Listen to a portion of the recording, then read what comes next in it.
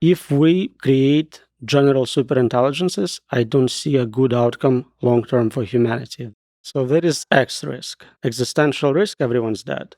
There is S risk, suffering risks, where everyone wishes they were dead. We have also idea for I risk, Ikigai risks, where we lost our meaning. The systems can be more creative, they can do all the jobs. It's not obvious what you have to contribute to a world where superintelligence exists. Of course, you can have all the variants you mentioned where we are safe, we are kept alive, but we are not in control. We are not deciding anything. We are like animals in a zoo. There is, again, possibilities we can come up with as very smart humans, and then possibilities something 1,000 times smarter can come up with for reasons we cannot comprehend. The following is a conversation with Roman Yampolskiy, an AI safety and security researcher and author of a new book titled AI Unexplainable, Unpredictable, Uncontrollable. He argues that there's almost 100% chance that AGI will eventually destroy human civilization. As an aside, let me say that I will have many, often technical conversations on the topic of AI, often with engineers building the state-of-the-art AI systems. I would say those folks put the infamous P-doom or the probability of AGI killing all humans at around 1 to 20%. But it's also important to talk to folks who put that value at 70, 80, 90, and is in the case of Roman at 99.99 and many more nines percent. I'm personally excited for the future and believe it will be a good one, in part because of the amazing technological innovation we humans create. But we must absolutely not do so with blinders on, ignoring the possible risks, including existential risks of those technologies. That's what this conversation is about. This is the Lex Fridman podcast. To support it, please check out our sponsors in the description. And now, dear friends, here's Roman Yampolskiy. What to you is the probability that superintelligent AI will destroy all human civilization? What's the time frame? Let's say 100 years, in the next 100 years. So the problem of controlling AGI or superintelligence, in my opinion, is like a problem of creating a perpetual safety machine. By analogy with perpetual motion machine, it's impossible. Yeah, we may succeed and do a good job with GPT-5, 6, 7, but they just keep improving, learning, eventually self-modifying, interacting with the environment, interacting with malevolent actors. The difference between cybersecurity, narrow AI safety, and safety for general AI for superintelligence is that we don't get a second chance. With cybersecurity, somebody hacks your account. What's the big deal? You get a new password, new credit card, you move on. Here, if we're talking about existential risks, you only get one chance. So you're really asking me, what are the chances that we'll create the most complex software ever on the first try with zero bugs, and it will continue have zero bugs for 100 years or more? So there is an incremental improvement of systems leading up to AGI. To you, it doesn't matter if we can keep those safe. There's going to be one level of system at which you cannot possibly control it. I don't think we so far have made any system safe. At the level of capability they display, they already have made mistakes. We had accidents. They've been jailbroken. I don't think there is a single large language model today which no one was successful at making do something developers didn't intend it to do. But there's a difference between getting it to do something unintended, getting it to do something that's painful, costly, destructive, and something that's destructive to the level of hurting billions of people, or hundreds of millions of people, billions of people, or the entirety of human civilization. That's a big leap. Exactly, but the systems we have today have capability of causing X amount of damage. So when they fail, that's all we get. If we develop systems capable of impacting all of humanity, all of universe, the damage is proportionate.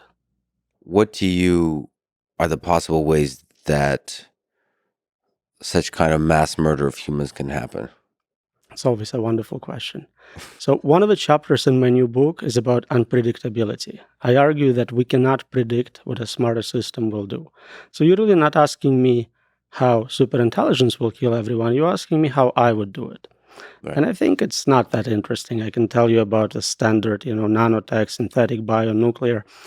Superintelligence will come up with something completely new, completely super. We may not even recognize that as a possible path to achieve that goal. So there's like an unlimited level of creativity in terms of how humans could be killed. But, we could still investigate possible ways of doing it. Not how to do it, but at the end, what is the methodology that does it? Shutting off the power, and then humans start killing each other, maybe because the resources are really constrained. And then there's the actual use of weapons like nuclear weapons or developing artificial pathogens, viruses, that kind of stuff. We could still kind of think through that and defend against it, right? There's a ceiling to the creativity of mass murder of humans here, right? The options are limited. They are limited by how imaginative we are. If you are that much smarter, that much more creative, you are capable of thinking across multiple domains, do novel research in physics and biology, you may not be limited by those tools. If squirrels were planning to kill humans, they would have a set of possible ways of doing it, but they would never consider things we can come up with. So are you thinking about mass murder and destruction of human civilization? Or are you thinking of, with squirrels, you put them in a zoo and they don't really know they're in a zoo? If we just look at the entire set of undesirable trajectories, majority of them are not going to be death. Most of them are going to be just like things like Brave New World, where the squirrels are fed dopamine and they're all like doing some kind of fun activity, and the sort of the fire, the soul of humanity is lost because of the drug that's fed to it. Or like literally in a zoo.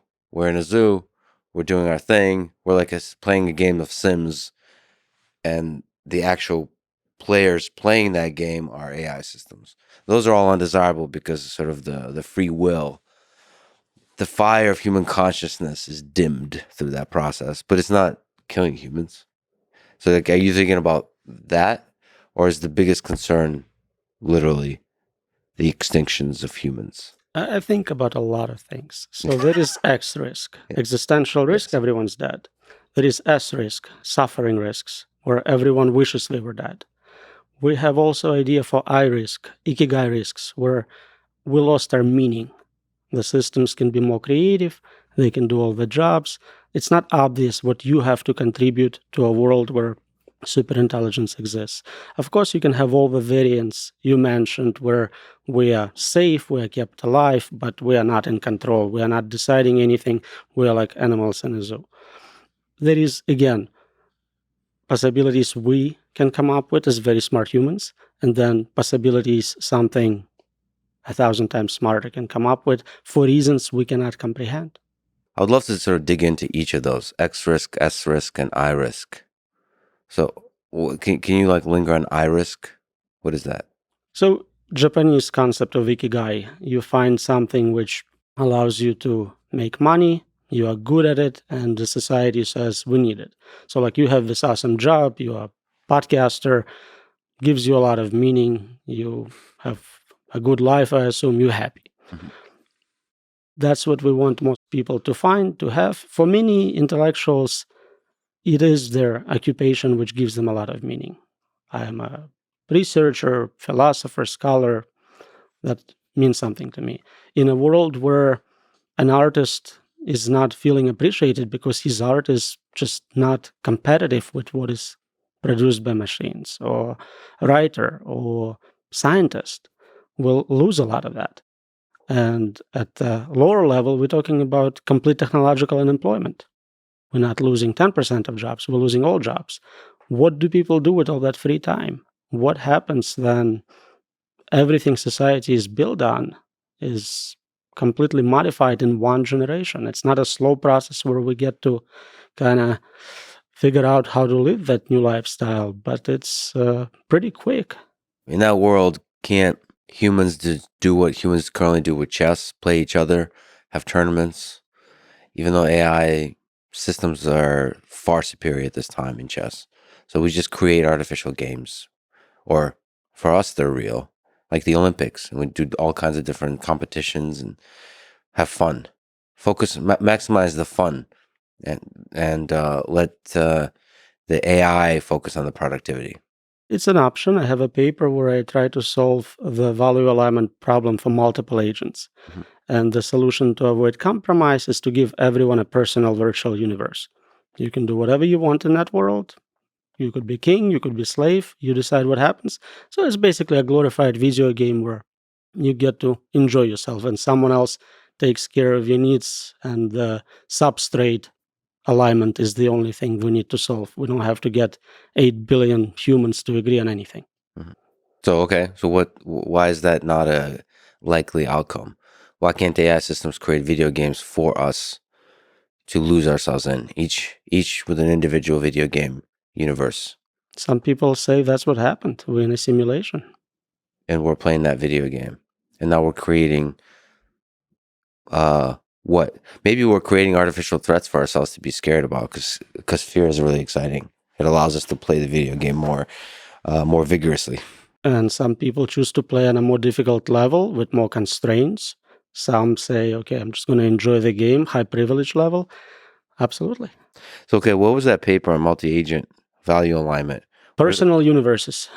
Personal universes. So, wait, so that's one of the possible outcomes. But what in general is the idea of the paper? So it's looking at multiple agents that are human AI, like a hybrid system where there's humans and AIs, or is it looking at humans or just So this is, intelligent agents? in order to solve value alignment problem, I'm trying to formalize it a little better. Mhm. Usually we're talking about getting AIs to do what we want, which is not well defined. Are we talking about creator of a system, owner of that AI, humanity as a whole?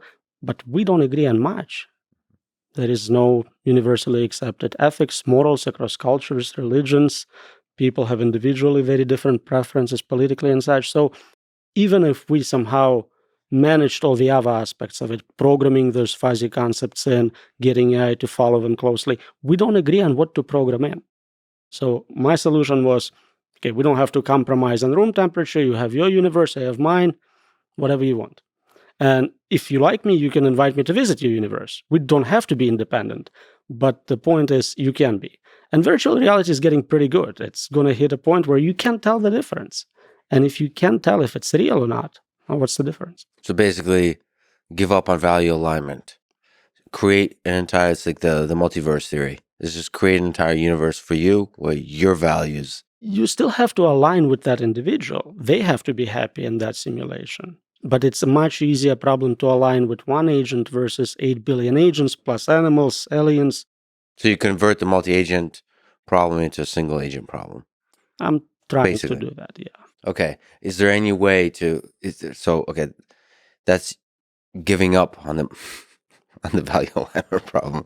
Well, is there any way to solve the value alignment problem where there's a bunch of humans, multiple humans, tens of humans, or 8 billion humans that have very different set of values? It seems contradictory. I haven't seen anyone explain what it means outside of kind of words which pack a lot, make it good, make it desirable, make it something they don't regret. But how do you specifically formalize those notions? How do you program them in? I haven't seen anyone make progress on that so far. But isn't that the whole optimization journey that we're doing as a human civilization? We're looking at geopolitics. Nations are in a state of anarchy with each other. They start wars, there's conflict, and oftentimes they have a very different views of what is good and what is evil. Isn't that what we're trying to figure out? Just together trying to converge towards that. So we're essentially trying to solve the value alignment problem with humans. Right, but the examples you gave, some of them are, for example, two different religions saying this is our holy site and we are not willing to compromise it in any way. If you can make two holy sites in virtual worlds, you solve the problem. But if you only have one, it's not divisible, you're kind of stuck there. But what if we want to be at tension with each other? And that through that tension, we understand ourselves and we understand the world. So that's the intellectual journey we're on as a human civilization, is we create intellectual and physical conflict, and through that figure stuff out. If we go back to that idea of simulation and this is entertainment kind of giving meaning to us, the question is how much suffering is reasonable for a video game? So yeah, I don't mind, a video game where I get haptic feedback, there is a little bit of shaking, maybe I'm a little scared. I don't want a game where like kids are tortured, literally. That seems unethical, at least by our human standards. Are you suggesting it's possible to remove suffering if we're looking at human civilization as an optimization problem? So we know there are some humans who, because of a mutation, don't experience physical pain. So at least physical pain can be mutated out, re-engineered out. Suffering, in terms of meaning, like you burn the only copy of my book, is a little harder. But even there, you can manipulate your hedonic set point, you can change defaults, you can reset. Problem with that is if you start messing with your reward channel, you start wireheading and end up blissing out a little too much. Well, that's the question. Would you really want to live in a world where there's no suffering? It's a dark question. But is there some level of suffering that reminds us of what this is all for? I think we need that, but I would change the overall range. So right now it's negative infinity to kind of positive infinity, pain pleasure axis. I would make it like 0 to positive infinity, and being unhappy is like I'm close to 0. Okay, so what's the S risk? What are the possible things that you're imagining with S risk? So mass suffering of humans. What are we talking about there caused by AGI? So there are many malevolent actors. We can talk about psychopaths, crazies, hackers, doomsday cults. We know from history they tried killing everyone. They tried on purpose to cause maximum amount of damage. Terrorism. What if someone malevolent wants on purpose to torture all humans as long as possible? You solve aging, so now you have functional immortality, and you just try to be as creative as you can. Do you think there is actually people in human history that tried to literally maximize human suffering? In just studying people who have done evil in the world, it seems that they think that they're doing good. And it doesn't seem like they're trying to maximize suffering. They just cause a lot of suffering as a side effect of doing what they think is good. So there are different malevolent agents. Some maybe just gaining personal benefit and sacrificing others to that cause. Others, we know for a fact, are trying to kill as many people as possible. When we look at recent school shootings, if they had more capable weapons, they would take out not dozens, but thousands, millions, billions.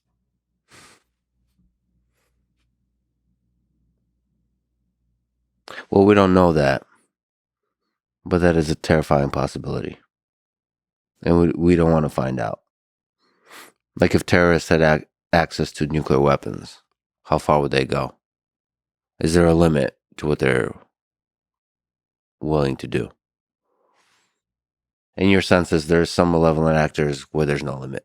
There is mental diseases where people don't have empathy, don't have this human quality of understanding suffering in others.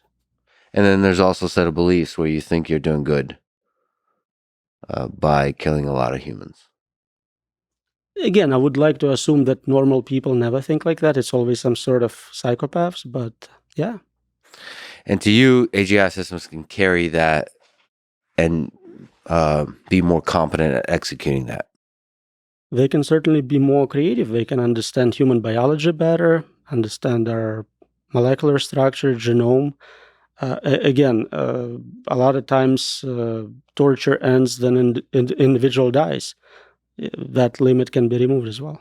So if we're actually looking at X risk and S risk, as the systems get more and more intelligent, don't you think it's possible to anticipate the ways they can do it and defend against it, like we do with cybersecurity, what we do with security systems? Right. We can definitely keep up for a while. I'm saying Right. You cannot do it indefinitely. At some point, the cognitive gap is too big. The surface you have to defend is infinite, but attackers only need to find one exploit. So to you, eventually, we're heading off a cliff. If we create general superintelligences, I don't see a good outcome long-term for humanity. The only way to win this game is not to play it. Okay, well, we'll talk about possible solutions and what not playing it means. But what are the possible timelines here to you? What are we talking about? We're talking about a set of years, decades, centuries. What do you think? I don't know for sure. The prediction markets right now are saying 2026 for AGI. I heard the same thing from CEO of Anthropic, DeepMind, so maybe we are 2 years away, which seems very soon, given we don't have a working safety mechanism in place or even a prototype for one. And there are people trying to accelerate those timelines because they feel we're not getting there quick enough. But what do you think they mean when they say AGI? So the definitions we used to have, and people are modifying them a little bit lately. Artificial general intelligence was a system capable of performing in any domain a human could perform. So kind of you creating this average artificial person. They can do cognitive labor, physical labor, where you can get another human to do it. Superintelligence was defined as a system which is superior to all humans in all domains. Now people are starting to refer to AGI as if it's superintelligence. I made a post recently where I argued, for me at least, if you average out over all the common human tasks, those systems are already smarter than an average human. Mm-hmm. So under that definition, we have it. Shane Leck has this definition of where you're trying to win in all domains. That's what intelligence is. Now, are they smarter than elite individuals in certain domains? Of course not. They're not there yet. But the progress is exponential. See, I'm much more concerned about social engineering. So, to me, AI's ability to do something in the physical world, like the lowest hanging fruit, the easiest set of methods is by just getting humans to do it. It's going to be much harder to be the kind of viruses that take over the minds of robots, where the robots are executing the commands. It just seems like social engineering of humans is much more likely. That would be enough to bootstrap the whole process. Okay, just to linger on the term AGI, what to you is the difference between AGI and human level intelligence? Human level is general in the domain of expertise of humans. Mm-hmm. We know how to do human things. I don't speak dog language. I should be able to pick it up if I'm a general intelligence. It's kind of inferior animal. I should be able to learn that skill, but I can't. A general intelligence, truly universal general intelligence, should be able to do things like that humans cannot do. To be able to talk to animals, for example. To solve pattern recognition problems of that type, to do other similar things outside of our domain of expertise, because it's just not the world we live in.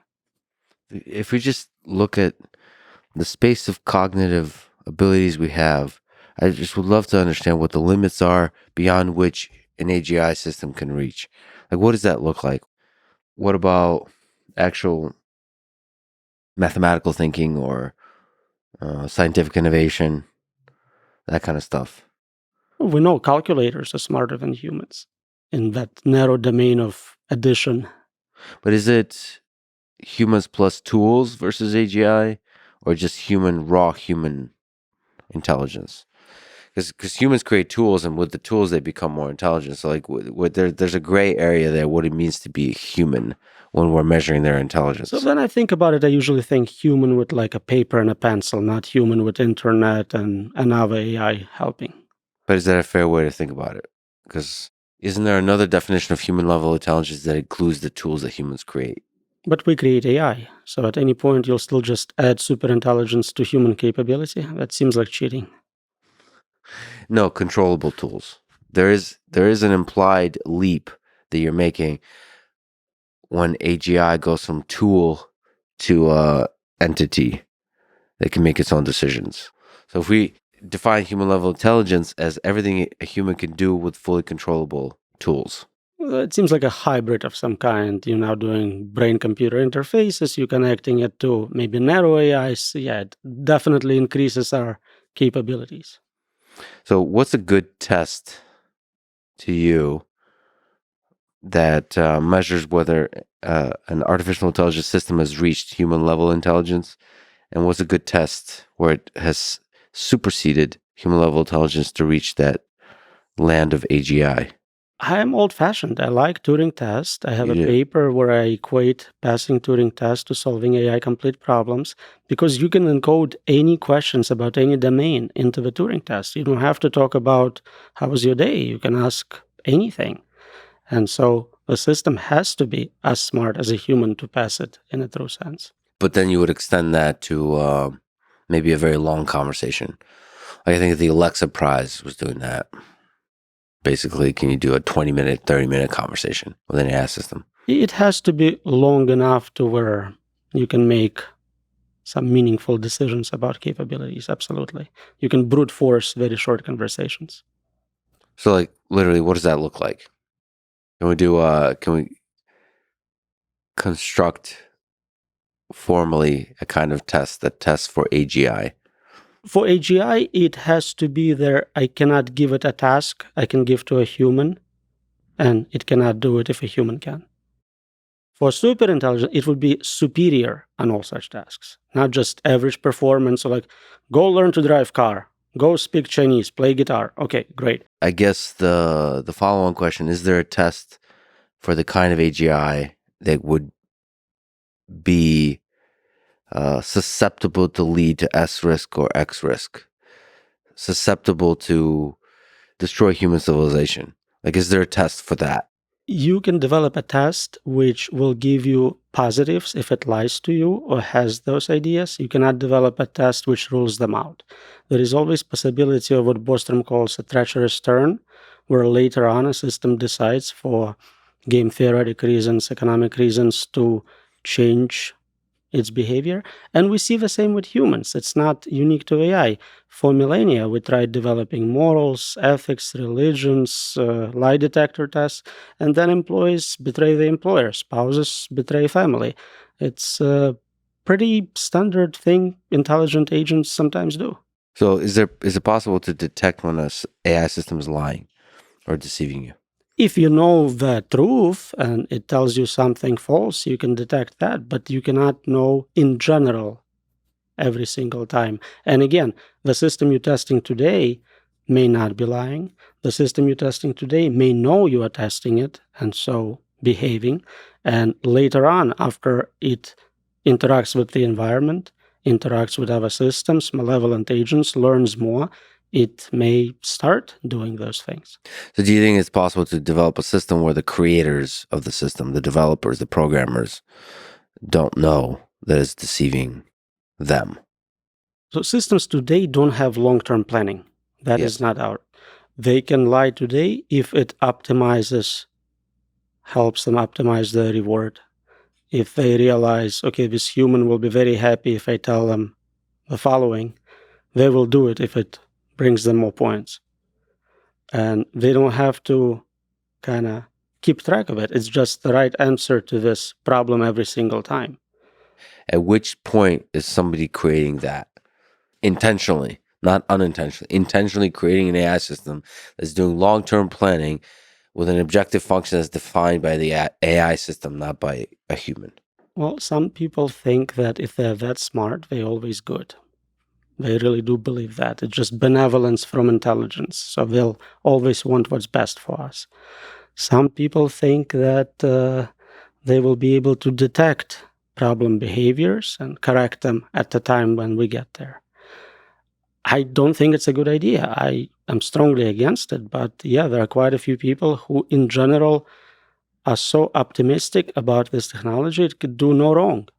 They want it developed as soon as possible, as capable as possible.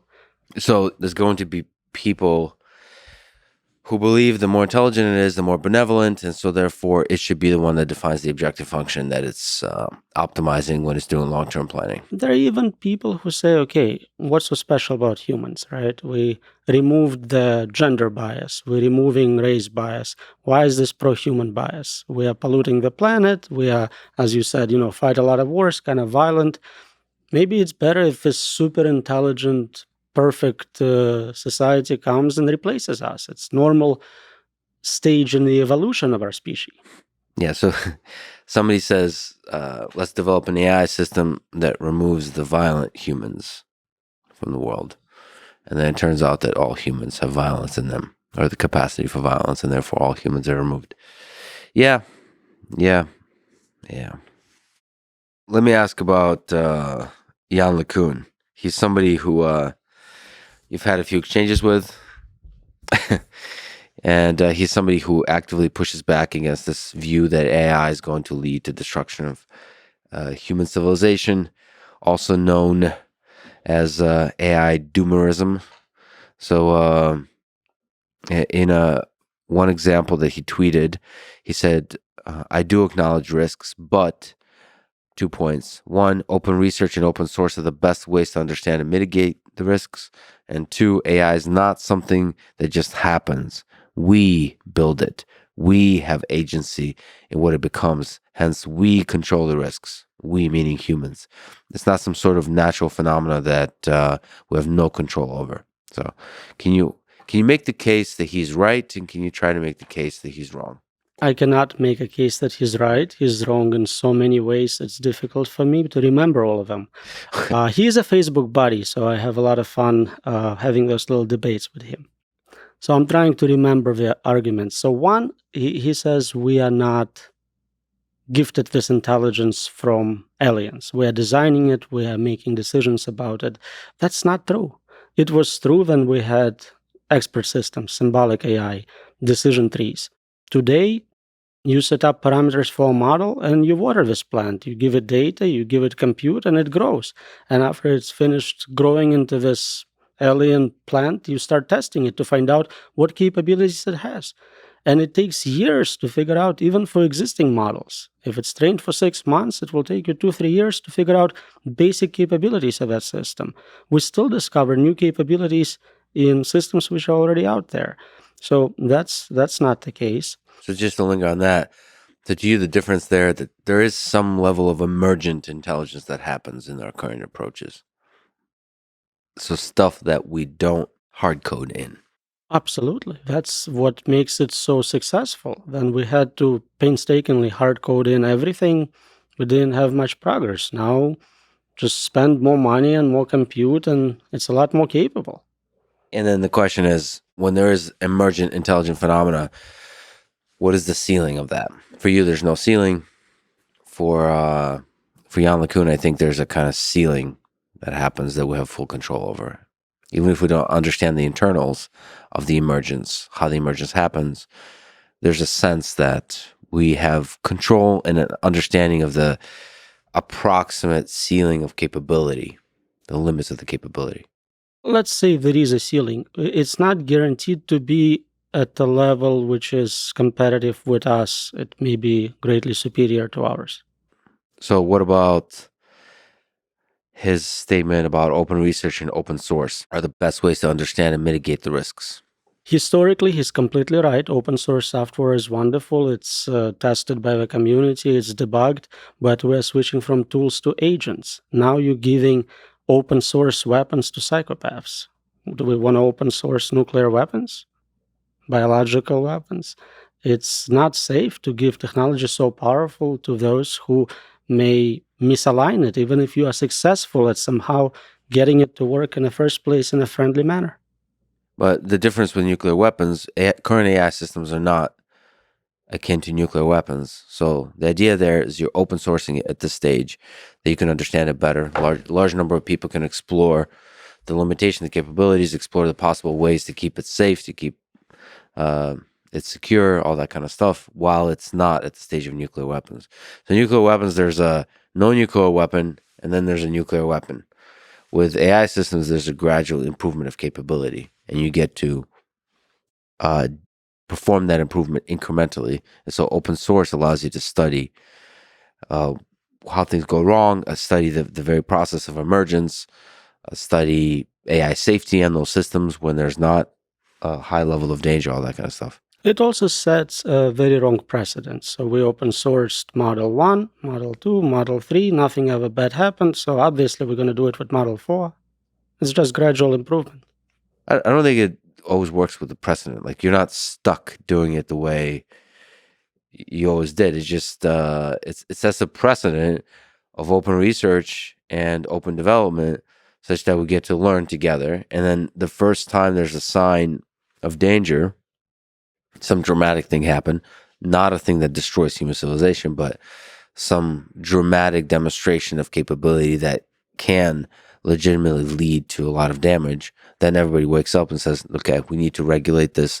We need to come up with safety mechanism that stops this, right? Like, at this time, maybe you can educate me, but I haven't seen any illustration of significant damage done by intelligent AI systems.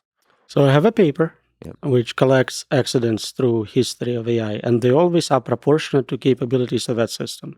So if you have tic-tac-toe playing AI, it will fail to properly play and loses a game which it should draw. Trivial. Your spell checker will misspell a word, so on. I stopped collecting those because there are just too many examples of AIs failing at what they are capable of. We haven't had terrible accidents in the sense of billion people got killed. Absolutely true. But in another paper, I argue that those accidents do not actually prevent people from continuing with research. And actually, they kind of serve like vaccines. A vaccine makes your body a little bit sick, so you can handle the big disease later much better. It's the same here. People will point out, that accident, AI accident we had where 12 people died? Everyone's still here. 12 people is less than smoking kills. It's not a big deal. So we continue. So in a way, it will actually be kind of confirming that it's not that bad. It matters how the deaths happen. Whether it's literally murder by an AI system, then one is a problem. But if it's accidents because of increased reliance on automation, for example, so when airplanes are flying in an automated way, maybe the number of plane crashes increased by 17% or something. And then you're like, okay, do we really want to rely on automation? I think in the case of automation in airplanes, it decreased significantly. Okay, same thing with autonomous vehicles. Like, okay, what are the pros and cons? What are the trade-offs here? And you can have that discussion in an honest way. But I think the kind of things we're talking about here is mass scale pain and suffering caused by AI systems. And I think we need to see illustrations of that on a very small scale to start to understand that this is really damaging versus Clippy, versus a tool that's really useful to a lot of people to do learning, to do summarization of text, to do question and answer, all that kind of stuff, to generate videos. A tool, fundamentally a tool versus an agent that can do a huge amount of damage. So you bring up example of cars. Yes. Cars were slowly developed and integrated. If we had no cars and somebody came around and said, I invented this thing, it's called cars, it's awesome, it kills like 100,000 Americans every year. Let's deploy it. Would we deploy that? There's been fear-mongering about cars for a long time. From the transition from horses to cars, there's a really nice channel that I recommend people check out, Pessimist Archive, that documents all the fear-mongering about technology that's happened throughout history. There's definitely been a lot of fear-mongering about cars. There's a transition period there about cars, about how deadly they are. We can try. It took a very long time for cars to proliferate to the degree they have now.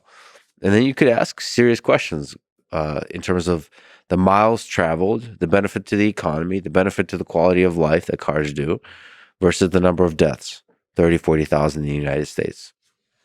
Are we willing to pay that price? I think most people, when they're rationally thinking, policymakers will say yes.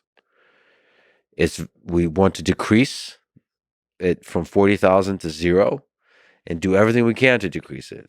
There's all kinds of policies, incentives you can create to decrease the risks with the deployment of this technology, but then you have to weigh the benefits and the risks of the technology. And the same thing would be done with AI. You need data. You need to know. But if I'm right and it's unpredictable, unexplainable, uncontrollable, you cannot make this decision. We're gaining $10 trillion of wealth, but we're losing, we don't know how many people. You basically have to perform an experiment on 8 billion humans without their consent. And even if they want to give you consent, they can't, because they cannot give informed consent. They don't understand those things. Right. That happens when you go from the predictable to the unpredictable very quickly.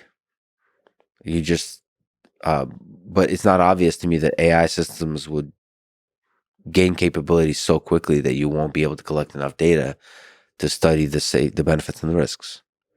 We're literally doing it. The previous model we learned about after we finished training it, what it was capable of. Let's say we stop GPT-4 training run around human capability, hypothetically. We start training GPT-5, and I have no knowledge of insider training runs or anything. And we start at that point of about human, and we train it for the next 9 months. Maybe 2 months in, it becomes super intelligent. We continue training it.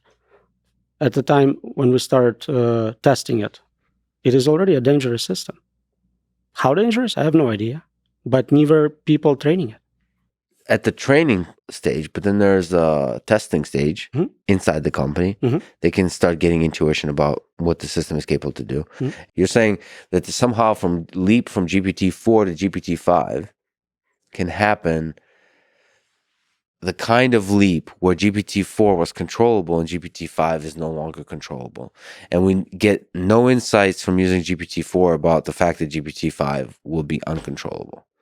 Like that's the situation you're concerned about, where their leap from n to n plus 1 would be such that an uncontrollable system is created without any ability for us to anticipate that.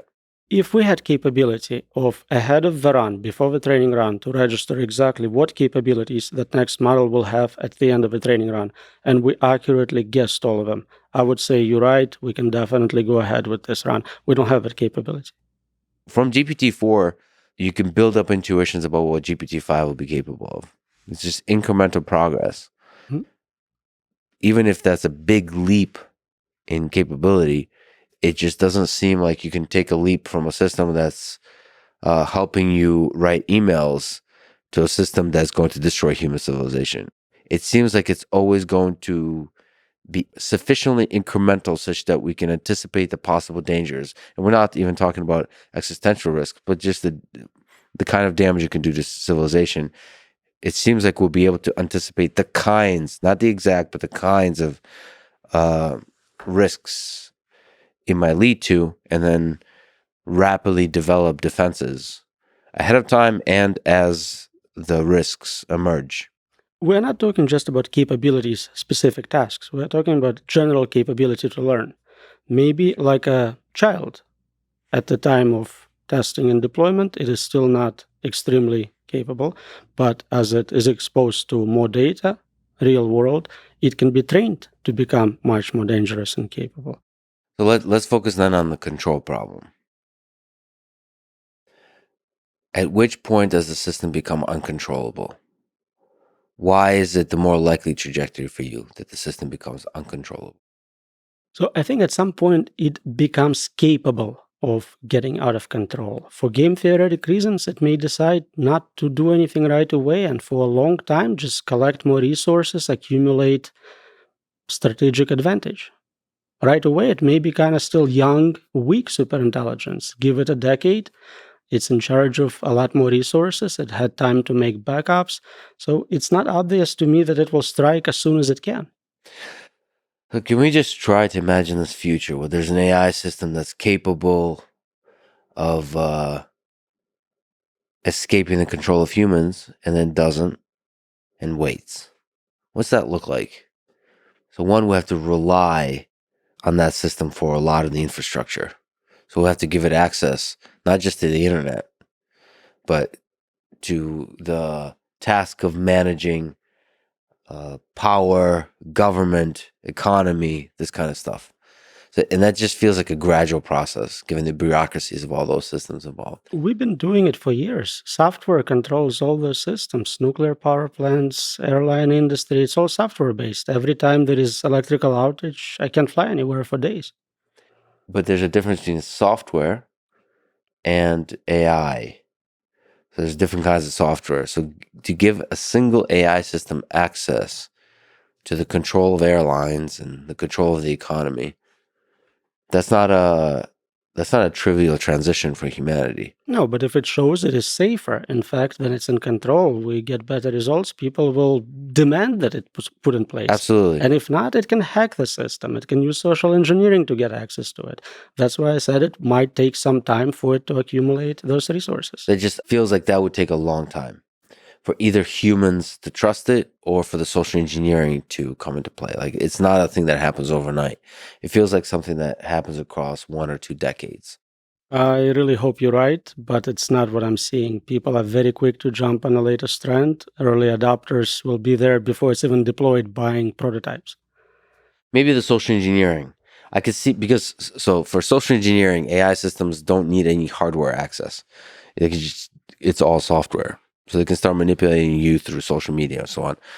Like, you have AI assistants, they're going to help you manage a lot of your day to day, and then they start doing social engineering. But like, for a system that's so capable that it can escape the control of humans that created it, such a system being deployed at a mass scale and trusted by people to be deployed, it feels like that would take a lot of convincing. So we've been deploying systems which had hidden capabilities. Can you give an example? GPT-4. I don't know what else it's capable of, but there are still things we haven't discovered it can do. They may be trivial proportionate to its capability. I don't know, it writes Chinese poetry, hypothetical. I know Sure. it does. But we haven't tested for all possible capabilities, and we're not explicitly designing them. Mhm. We can only rule out bugs we find. We cannot rule out bugs and capabilities because we haven't found them.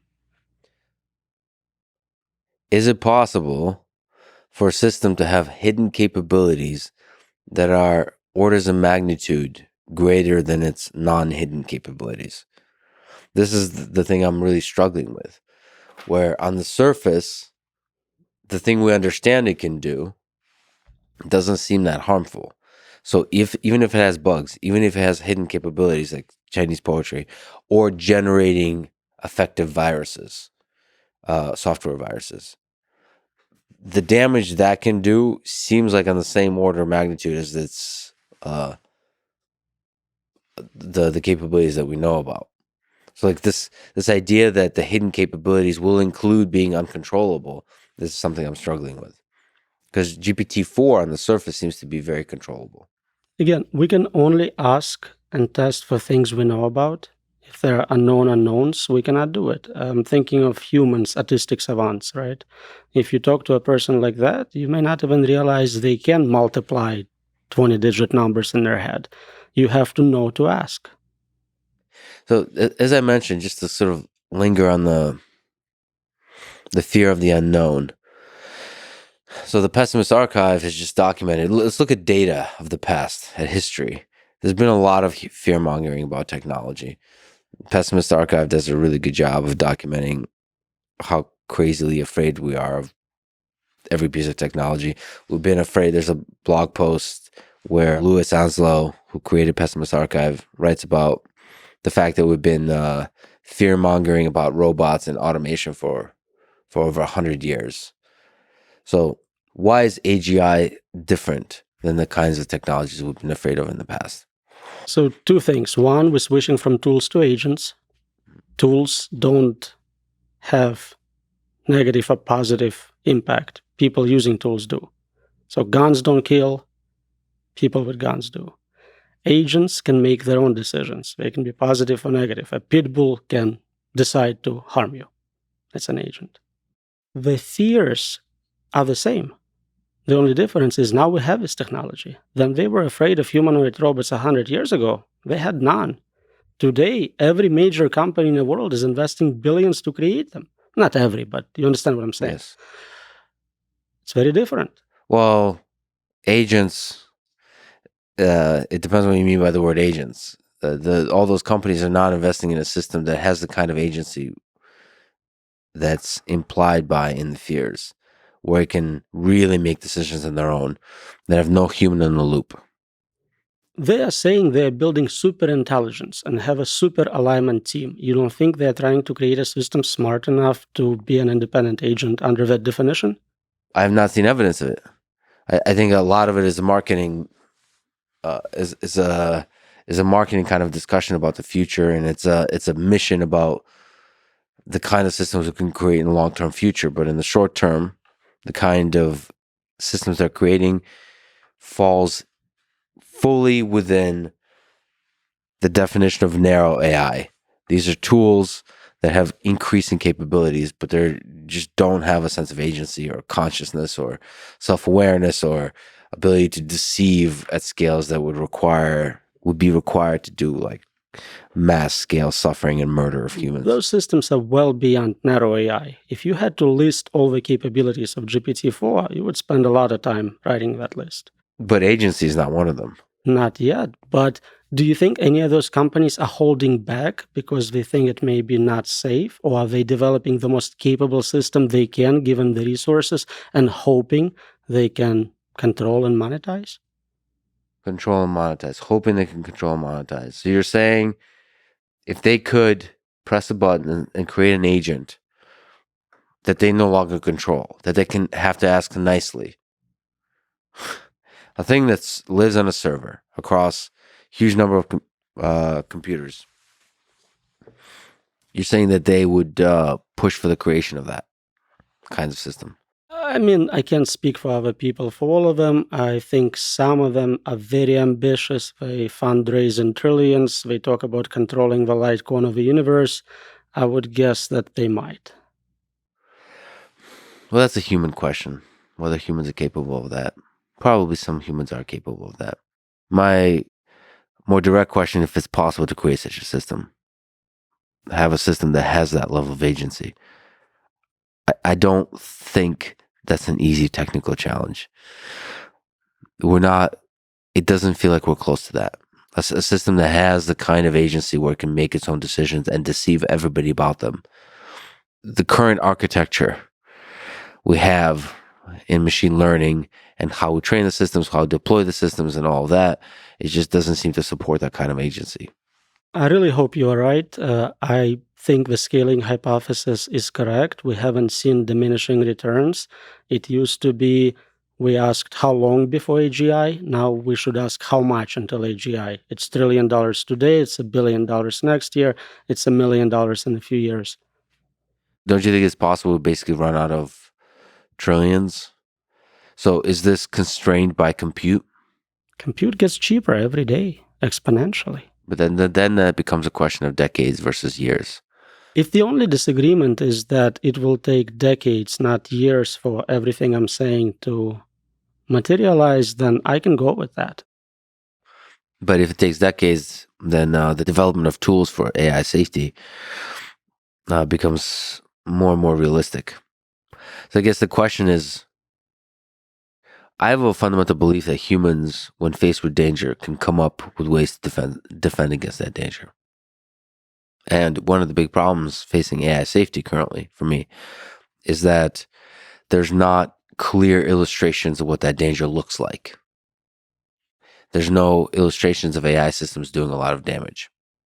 And so it's unclear what you're defending against.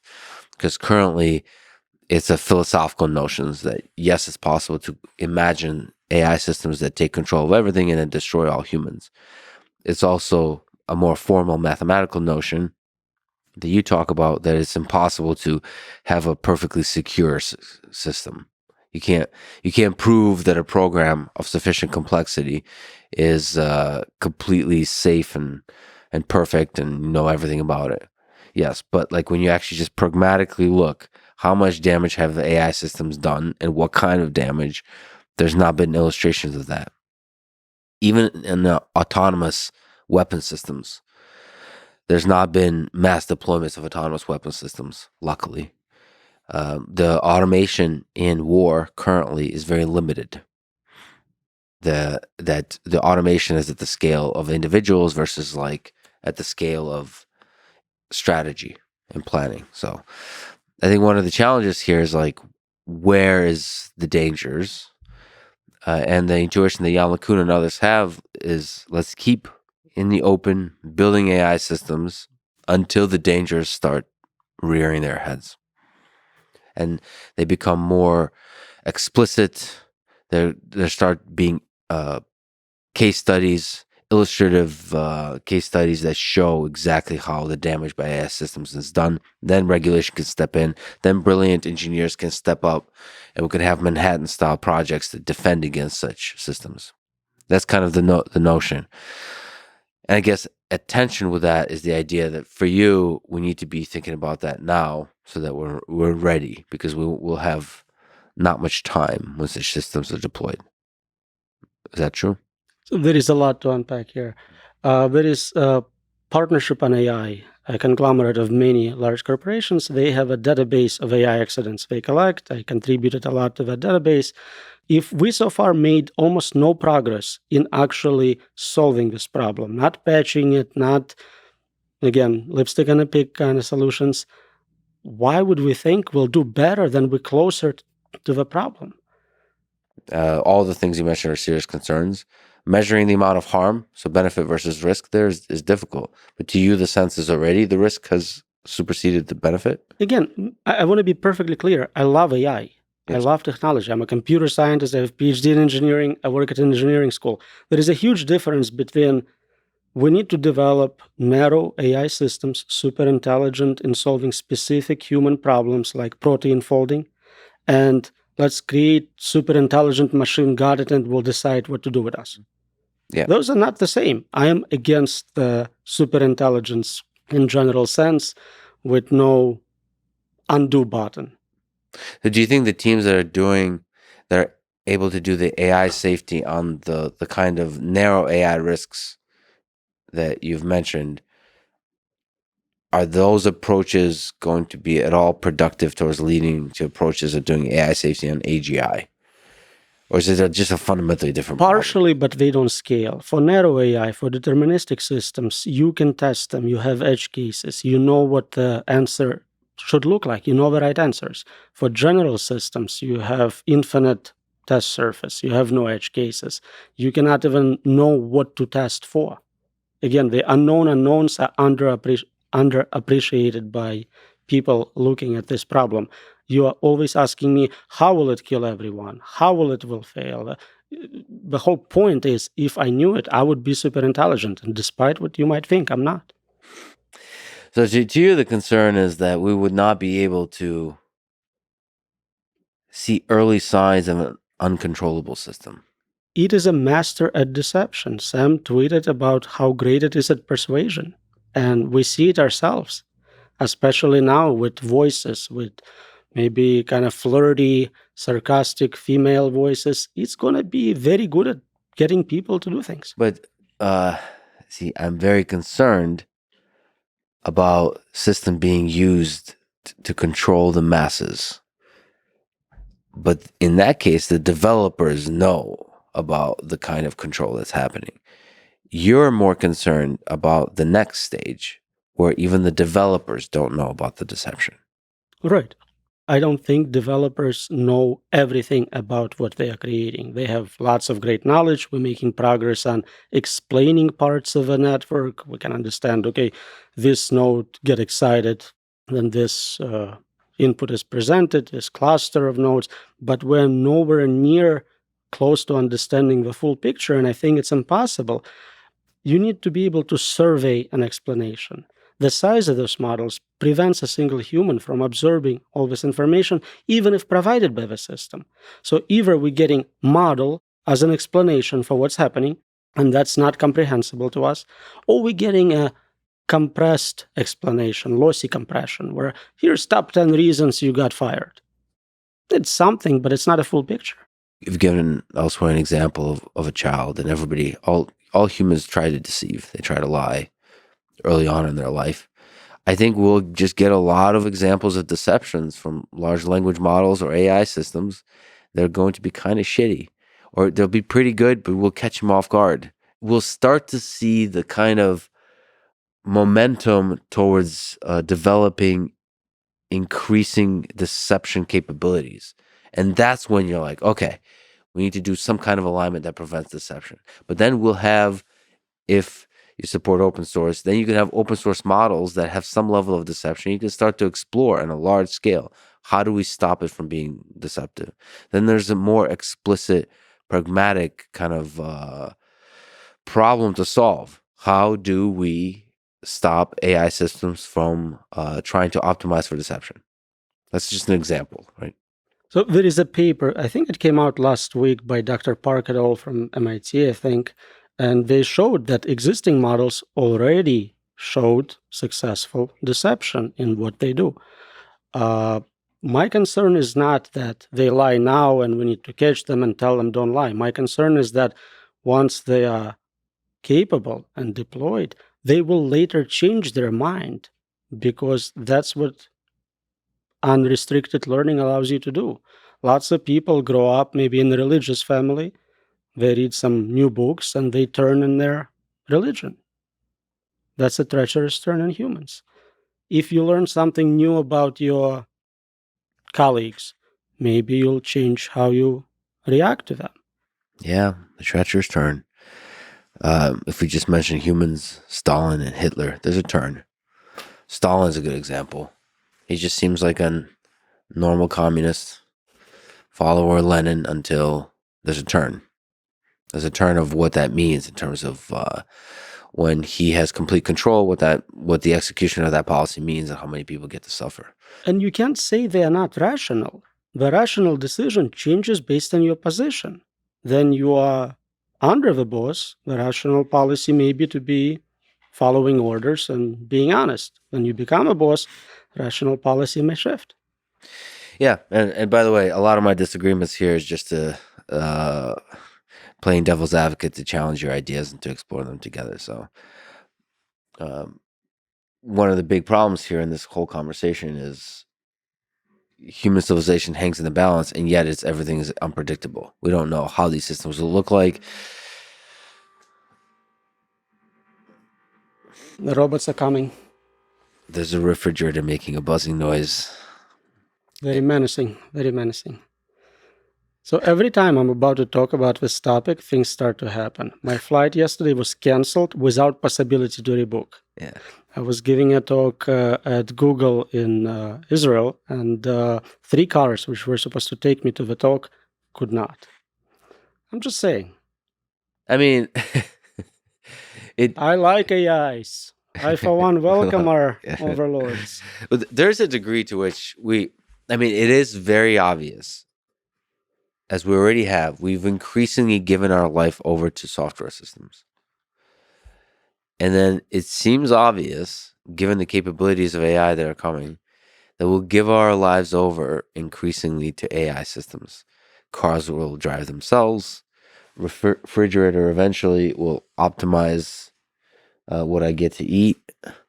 And as more and more of our lives are controlled or managed by AI assistants, it is very possible that there's a drift. I personally am concerned about non-existential stuff, the more near-term things. Because before we even get to existential, I feel like there could be just so many Brave New World type of situations. You mentioned sort of the term behavioral drift. It's the slow boiling that I'm really concerned about as we give our lives over to automation, that our minds can become controlled by governments, by companies, or just in a distributed way. There's a drift. Some aspect of our human nature gives ourselves over to the control of AI systems, and they, in an unintended way, just control how we think. Maybe there'll be a herd-like mentality in how we think, which will kill all creativity and exploration of ideas, the diversity of ideas, or much worse. So it's true. It's true. But a lot of the conversation I'm having with you now is also kind of wondering, almost at a technical level, how can AI escape control? Like, what would that system look like? Because to me, it's terrifying and fascinating. And also fascinating to me is maybe the optimistic notion that it's possible to engineer systems that defend against that. One of the things you write a lot about in your book is verifiers. So not humans. Humans are also verifiers. But software systems that look at AI systems and like help you understand this thing is getting real weird. Help you analyze those systems. So maybe this is a good time to talk about verification. What is this beautiful notion of verification? My claim is, again, that there are very strong limits on what we can and cannot verify. A lot of times when you post something on social media, people go, oh, I need citation to a peer-reviewed article. But what is a peer-reviewed article? You found two people in a world of hundreds of thousands of scientists who said, whatever, publish it, I don't care. That's the verifier of that process. When people say, oh, it's formally verified software or mathematical proof, they accept something close to 100% chance of it being free of all problems. But if you actually look at research, software is full of bugs. Old mathematical theorems, which have been proven for hundreds of years, have been discovered to contain bugs, on top of which we generate new proofs, and now we have to redo all that. So verifiers are not perfect. Usually they are either a single human or communities of humans, and it's basically kind of like a democratic vote. Community of mathematicians agrees that this proof is correct, mostly correct. Even today, we're starting to see some mathematical proofs are so complex, so large, that mathematical community is unable to make a decision. It looks interesting, looks promising, but they don't know. They will need years for top scholars to study it, to figure it out. So, of course, we can use AI to help us with this process, but AI is a piece of software which needs to be verified. Just to clarify, so verification is the process of saying something is correct. Sort of the most formal, a mathematical proof where there's a statement and a series of logical statements that prove that statement to be correct, which is a theorem. And you're saying it gets so complex that it's possible for the human verifiers, the human beings that verify that the logical step, there's no bugs in it, it becomes impossible. So it's nice to talk about verification in this most formal, most clear, most rigorous formulation of it, which is mathematical proofs. Right. And for AI, we would like to have that level of confidence for very important mission critical software controlling satellites, nuclear power plants. For small deterministic programs, we can do this. We can check that code verifies its mapping to the design, whatever software engineers intended was correctly implemented. But we don't know how to do this for software which keeps learning, self-modifying, rewriting its own code. We don't know how to prove things about the physical world, states of humans in the physical world. So there are papers coming out now, and I have this beautiful one towards guaranteed safe AI. Mm-hmm. Very cool paper. Some of the best authors I ever seen. I think there is multiple Turing Award winners. There is quite. You can have this one, and one just came out, kind of similar, managing extreme AI risks. So all of them expect this level of proof, but I would say that we can get more confidence with more resources we put into it. But at the end of the day, we're still as reliable as the verifiers. And you have this infinite regress of verifiers. The software used to verify a program is itself a piece of program.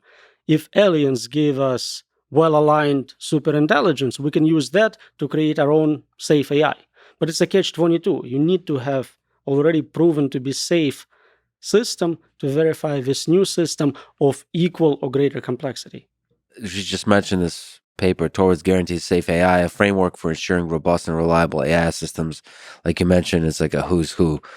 Josh Tenenbaum, Yosha Bengio, Stuart Russell, Max Tegmark, and many other brilliant people. The page you have it open on, there are many possible strategies for creating safety specifications. These strategies can roughly be placed on a spectrum, depending on how much safety it would grant if successfully implemented. One way to do this is as follows, and there's a set of levels. From level 0, no safety specification is used, to level 7, the safety specification completely encodes all things that humans might want in all contexts. Where does this paper fall short to you? So when I wrote a paper, Artificial Intelligence Safety Engineering, which kind of coins the term AI safety, That was 2011. We had 2012 conference, 2013 journal paper. One of the things I proposed, let's just do formal verifications on it. Let's do mathematical formal proofs. In the follow-up work, I basically realized it will still not get us 100%. We can get 99.9, we can put more resources exponentially and get closer, but we never get to 100%. If a system makes 1 billion decisions a second and you use it for 100 years, you're still going to deal with a problem. This is wonderful research. I'm so happy they're doing it. This is great, but it is not going to be a permanent solution to that problem. So just to clarify, the task of creating an AI verifier is what? It's creating a verifier that the AI system does exactly as it says it does, or it sticks within the guardrails that it says it must? There are many, many levels. So first, you're verifying the hardware in which it is run. You need to verify, communication channel with the human. Every aspect of that whole world model needs to be verified. Somehow it needs to map the world into the world model, map and territory differences. So how do I know internal states of humans? Are you happy or sad? I can't tell. So how do I make proofs about real physical world? Yeah, I can verify that deterministic algorithm follows certain properties. That can be done. Some people argue that maybe 2 + 2 is not 4. I'm not that extreme. But once you have sufficiently large proof over sufficiently complex environment, the probability that it has 0 bugs in it is greatly reduced. If you keep deploying this a lot, eventually you're going to have a bug anyways. There's always a bug. There is always a bug. And the fundamental difference is what I mentioned. We're not dealing with cybersecurity. We're not going to get a new credit card, new humanity. So this paper is really interesting. You said 2011, Artificial Intelligence, Safety Engineering, Why Machine Ethics is a Wrong Approach. The grand challenge, you write, of AI safety engineering, we propose the problem of developing safety mechanisms for self-improving systems. Self-improving systems. By the way, that's an interesting term for the thing that we're talking about. Is self-improving more general than learning? So self-improving, that's an interesting term. You can improve the rate at which you are learning. You can become more efficient, meta-optimizer. The word self, it's like self-replicating, self-improving. You can imagine a system building its own world on a scale and in a way that is way different than the current systems do. It feels like the current systems are not self-improving or self-replicating or self-growing or self-spreading, all that kind of stuff. And once you take that leap, that's when a lot of the challenges seems to happen. Because the kind of bugs you can find now seems more akin to the current sort of normal software debugging kind of process.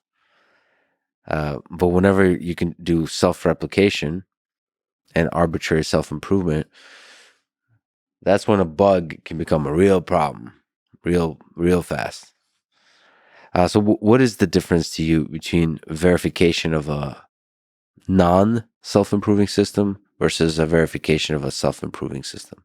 So if you have fixed code, for example, you can verify that code, static verification at the time.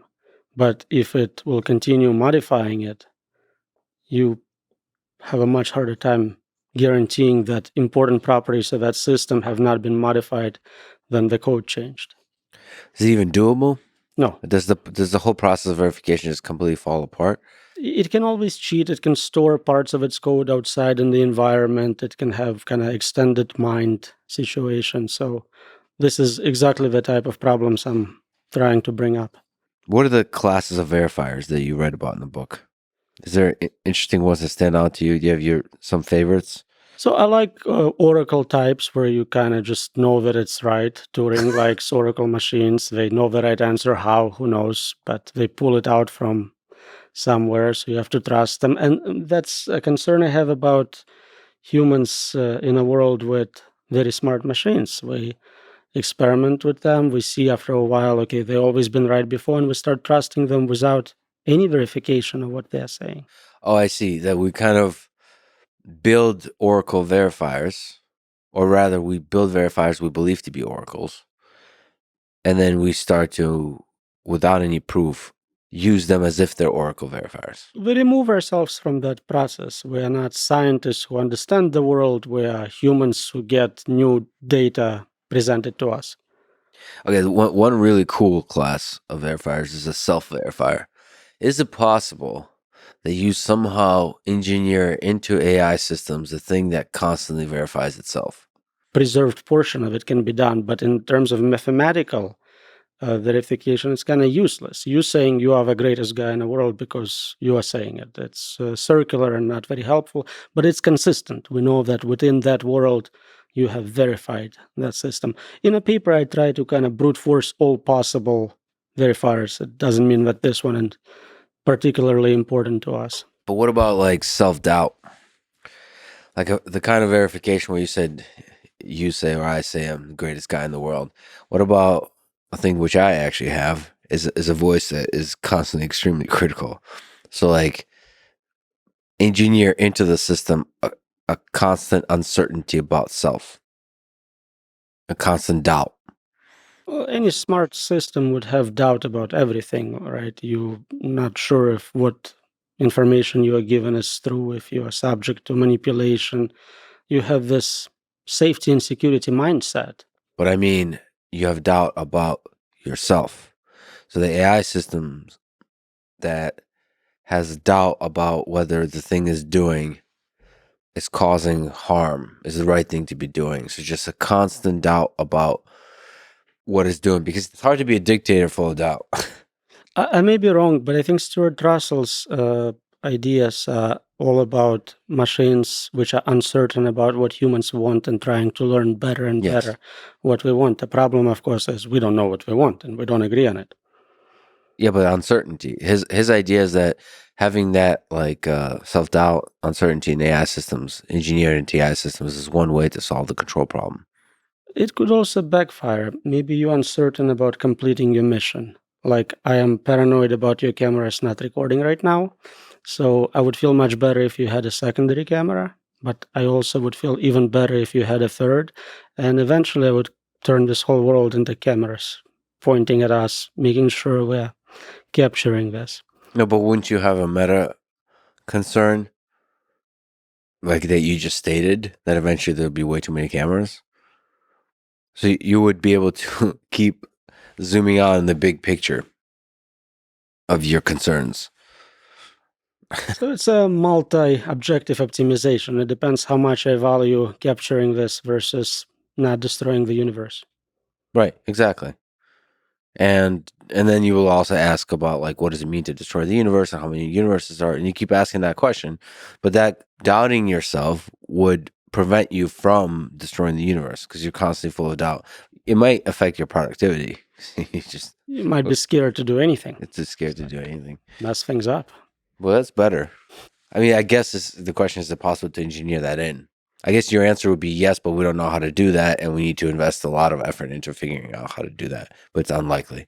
I mean, underpinning a lot of your writing is this sense that we're screwed. But it just feels like it's an engineering problem. I don't understand why we're screwed. We time and time again, humanity has gotten itself into trouble and figured out a way to get out of the trouble. We are in a situation where people making more capable systems just need more resources. They don't need to invent anything, in my opinion. Some will disagree, but so far, at least, I don't see diminishing returns. If you have 10x compute, you will get better performance. The same doesn't apply to safety. If you give MIRI or any other organization 10 times the money, they don't output 10 times the safety. And the gap between capabilities and safety becomes bigger and bigger all the time. So it's hard to be completely optimistic about our results here. I can name 10 excellent breakthrough papers in machine learning. I would struggle to name equally important breakthroughs in safety. A lot of times a safety paper will propose a toy solution and point out 10 new problems discovered as a result. It's like this fractal. You're zooming in and you see more problems, and it's infinite in all directions. Does this apply to other technologies, or is this unique to AI, where safety is always lagging behind? So I guess we can look at related technologies with cybersecurity, right? We did manage to have banks and casinos and Bitcoin, so you can have secure, narrow systems which are doing okay. Narrow attacks on them fail, but you can always go outside of a box. So if I can't hack your Bitcoin, I can hack you. So there is always something. If I really want it, I will find a different way. We talk about guardrails for AI. Well, that's a fence. I can dig a tunnel under it, I can jump over it, I can climb it, I can walk around it. You may have a very nice guardrail, but in a real world, it's not a permanent guarantee of safety. And again, this is the fundamental difference. We are not saying we need to be 90% safe to get those trillions of dollars of benefit. We need to be 100% indefinitely, or we might lose the principle. So if you look at just humanity as a set of machines, is the machinery of AI safety conflicting with the machinery of capitalism? I think we can generalize it to just prisoner's dilemma in general: personal self-interest versus group interest. The incentives are such that everyone wants what's best for them. Capitalism obviously has that tendency to maximize your personal gain, which does create this race to the bottom. I don't have to be a lot better than you, but if I'm 1% better than you, I'll capture more of a profit. So it's worth for me personally to take the risk, even if society as a whole will suffer as a result. So capitalism has created a lot of good in this world. It's not clear to me that AI safety is not aligned with the function of capitalism, unless AI safety is so difficult that it requires the complete halt of the development, which is also a possibility. It just feels like building safe systems should be the desirable thing to do for tech companies. Right. Look at governance structures. Then you have someone with complete power. They're extremely dangerous. So the solution we came up with is break it up. You have judicial, legislative, executive. Same here. Have narrow AI systems work on important problems. Solve immortality. It's a biological problem we can solve similar to how progress was made with protein folding using a system which doesn't also play chess. There is no reason to create super intelligent system to get most of the benefits we want from much safer narrow systems. It really is a question to me whether companies are interested in creating anything but narrow AI. I think when the term AGI is used by tech companies, they mean narrow AI. They mean narrow AI with amazing capabilities. I do think that there's a leap between narrow AI with amazing capabilities, with superhuman capabilities, and the kind of self-motivated agent-like AGI system that we're talking about. I don't know if it's obvious to me that a company would want to take the leap to creating an AGI that it would lose control of, because then it can't capture the value from that system. But the bragging rights. But That's a being different. first, that is the same humans who are in That's a charge of human those thing. systems, right? So that jumps from the incentives of capitalism to human nature.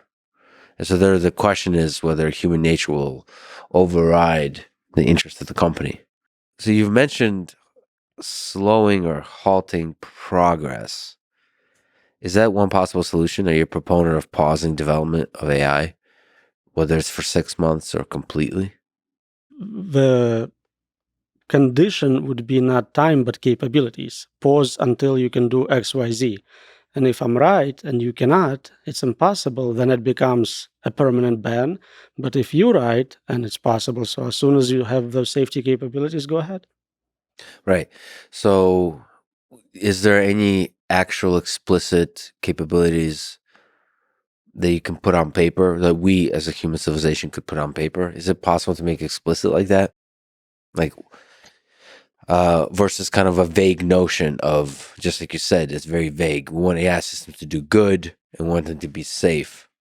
Those are very vague notions. Is there more formal notions? So when I think about this problem, I think about having a toolbox I would need, capabilities such as explaining everything about that system's design and workings, predicting not just terminal goal, but all the intermediate steps of a system, control in terms of either direct control, some sort of a hybrid option, ideal advisor. Doesn't matter which one you pick, but you have to be able to achieve it. In a book, we talk about others. Verification is another very important tool.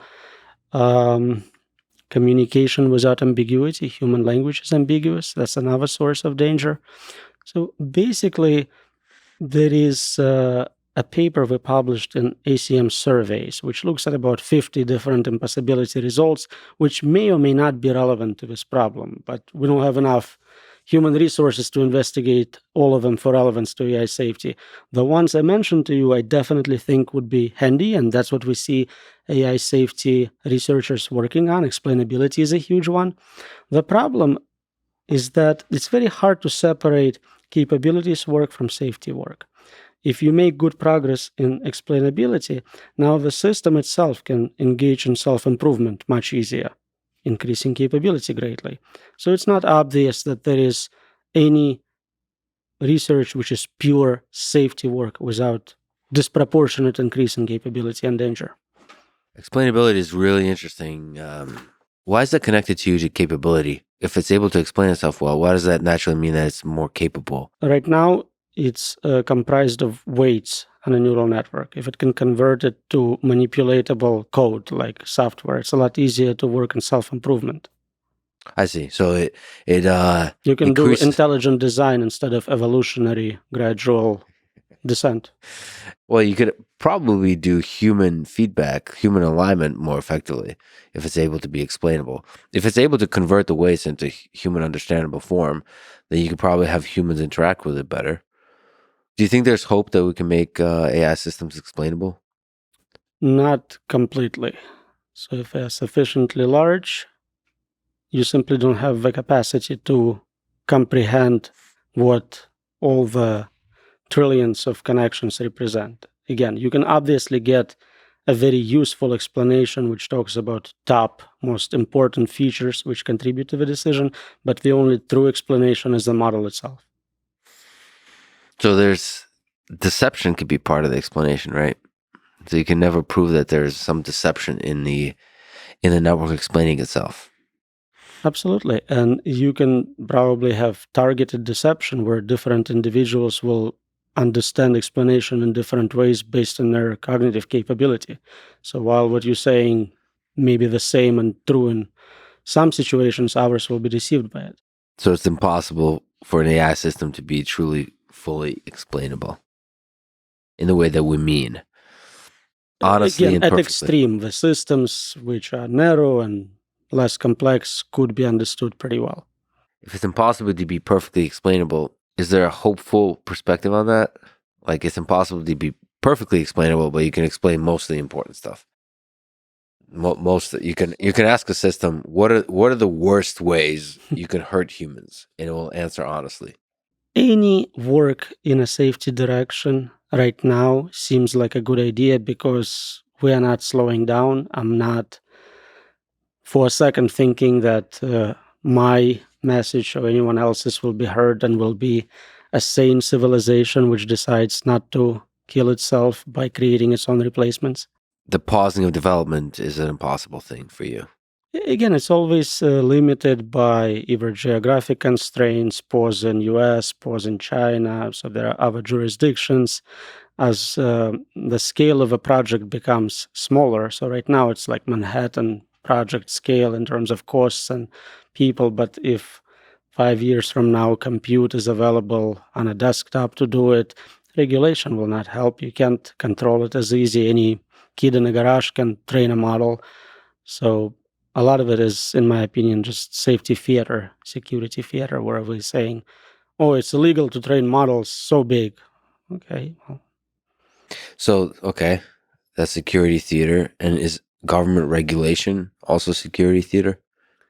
Given that a lot of the terms are not well defined and really cannot be enforced in real life, we don't have ways to monitor training runs meaningfully live while they take place. There are limits to testing for capabilities I mentioned, so a lot of it cannot be enforced. Do I strongly support all that regulation? Yes, of course. Any type of red tape will slow it down and take money away from compute towards lawyers.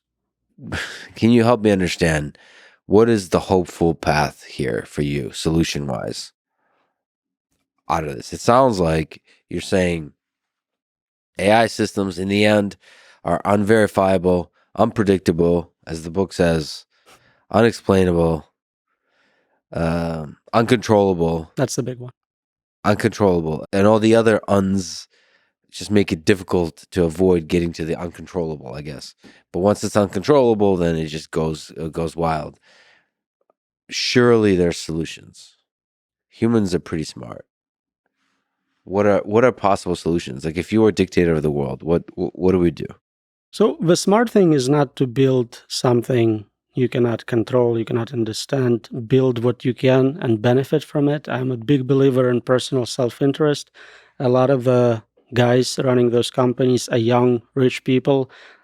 What do they have to gain beyond billions they already have financially, right? It's not a requirement that they press that button. They can easily wait a long time. They can just choose not to do it and still have amazing life. In history, a lot of times, if you did something really bad, at least you became part of history books. There is a chance in this case there won't be any history.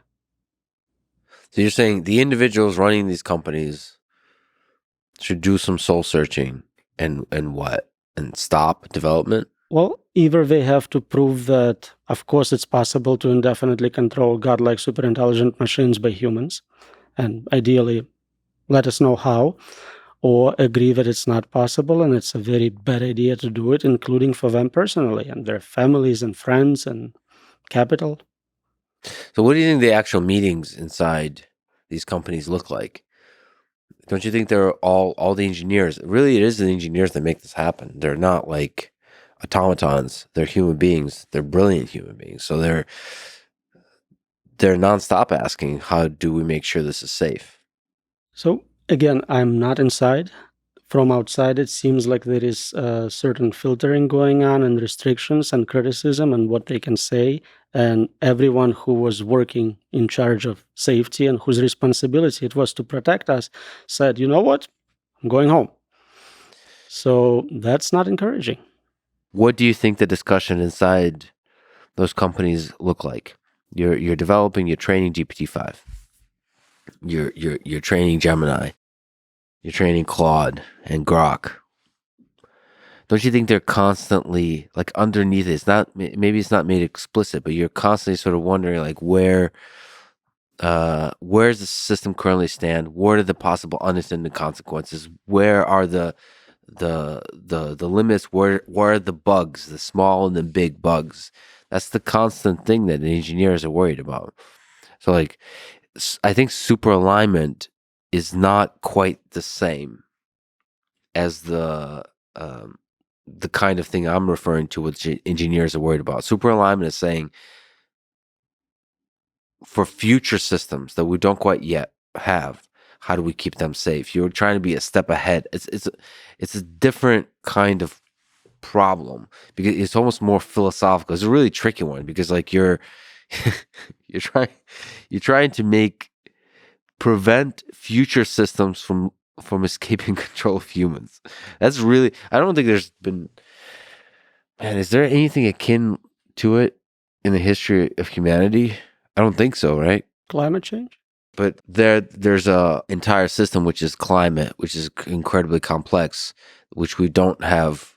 We have only tiny control of, right? It's its own system. In this case, we're building the system, and so how do you keep that system from becoming destructive? That's a really different problem than the current meetings that companies are having, where the engineers are saying, okay, how powerful is this thing? How does it go wrong?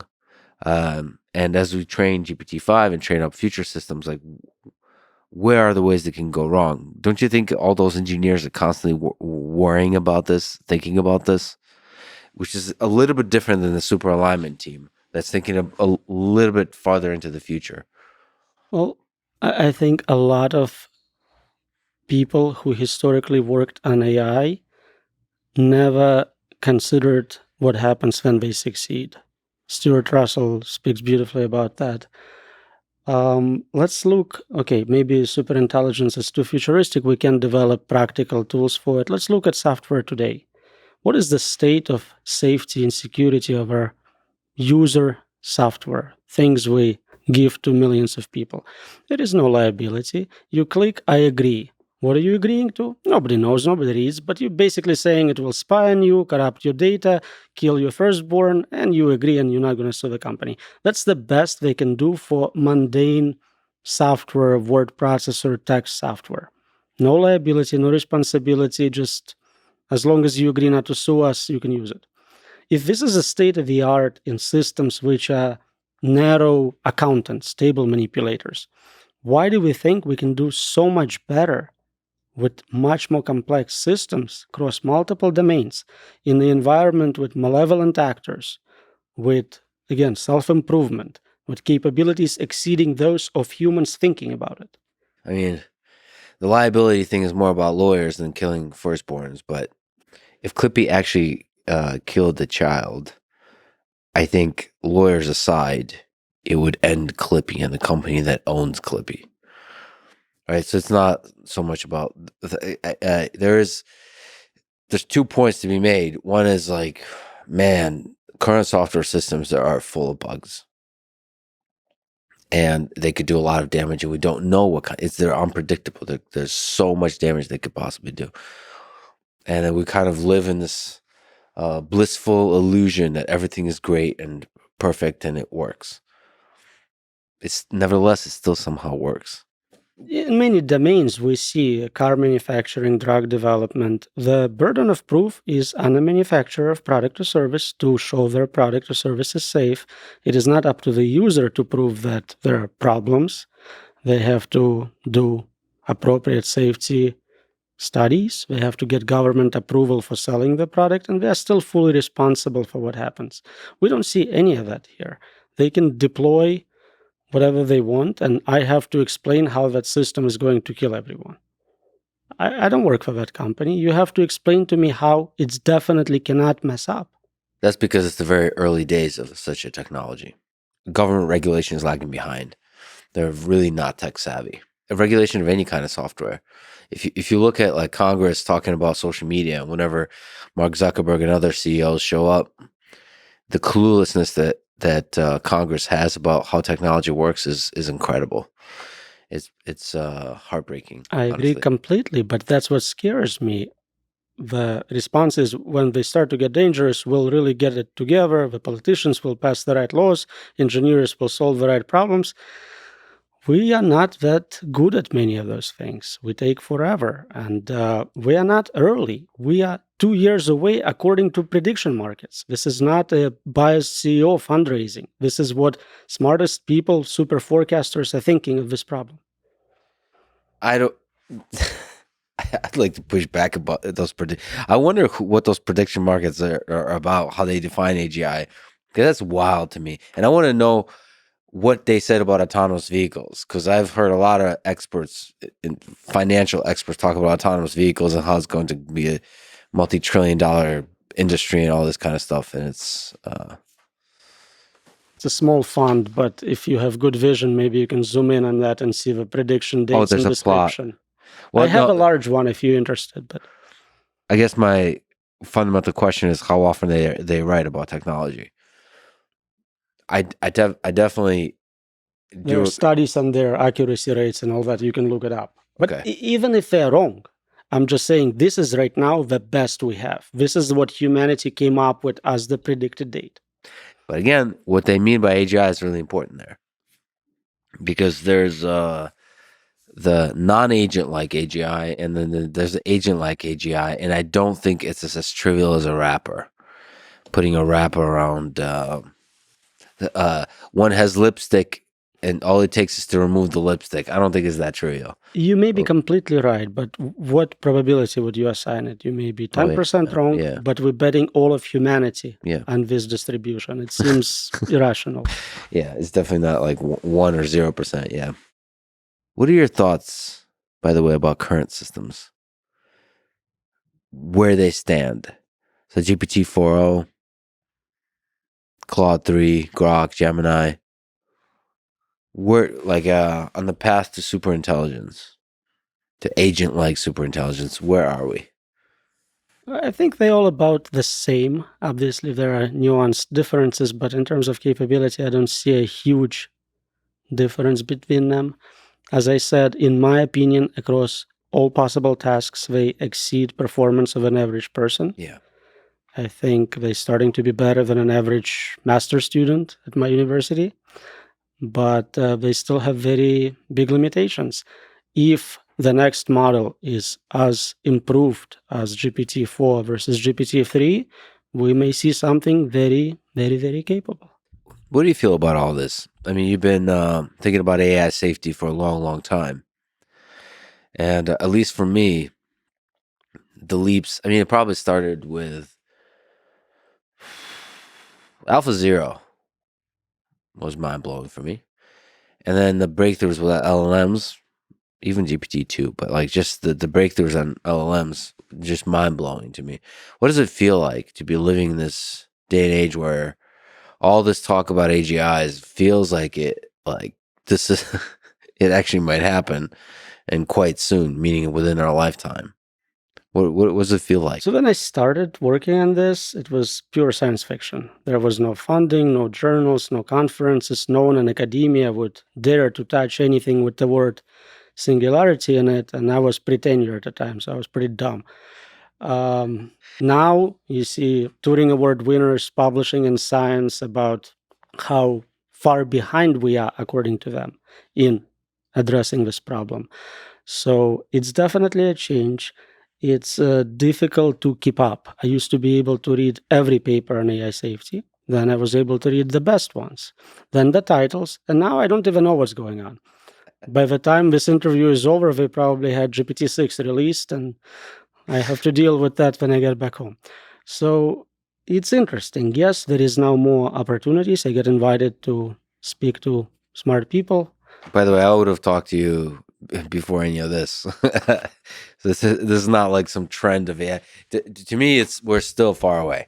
So just to be clear, we're still far away from AGI, but not far away in the sense relative to the magnitude of impact it can have. We're not far away, and we weren't far away 20 years ago, because the impact that AGI can have is on a scale of centuries. It can end human civilization, or it can transform it. So like this discussion about 1 or 2 years versus 1 or 2 decades, or even 100 years, not as important to me, because we're headed there. This is like a human civilization scale question. So this is not just a hot topic. It is the most important problem we'll ever face. It is not like anything we had to deal with before. We never had birth of another intelligence. Like aliens never visited us, as far as I know. So similar type of problem, by the way. If an intelligent alien civilization visited us, that's a similar kind of situation. in some ways, if you look at history, anytime a more technologically advanced civilization visited a more primitive one, the results were genocide every single time. And sometimes the genocide is worse than others. Sometimes there's less suffering and more suffering. And they always wondered, but how can they kill us with those fire sticks and biological blankets? And I mean, Genghis Khan was nicer. He offered the choice of join or die. But join implies you have something to contribute. What are you contributing to superintelligence? Well, in the zoo, we're entertaining to watch. To other humans. You know, I just spent some time in the Amazon. I watched ants for a long time, and ants are kind of fascinating to watch. I could watch them for a long time. I'm sure there's a lot of value in watching humans, because we're like the interesting thing about humans, you know, like when you have a video game that's really well balanced, because of the whole evolutionary process, we've created the society is pretty well balanced. Like our limitations as humans and our capabilities are a balance from a video game perspective. So we have wars, we have conflicts, we have cooperation. Like in a game theoretic way, it's an interesting system to watch. In the same way that an ant colony is an interesting system to watch. So like if I was an alien civilization, I wouldn't want to disturb it. I'd just watch it. It'd be interesting. Maybe perturb it every once in a while in interesting ways. Well, getting back to our simulation discussion from before, how did it happen that we exist at exactly like the most interesting 20, 30 years in the history of this civilization? It's been around for 15 billion years. Yeah. And that here we are. What's the probability that we'll live in a simulation? I know never to say 100%, but pretty close to that. Is it possible to escape the simulation?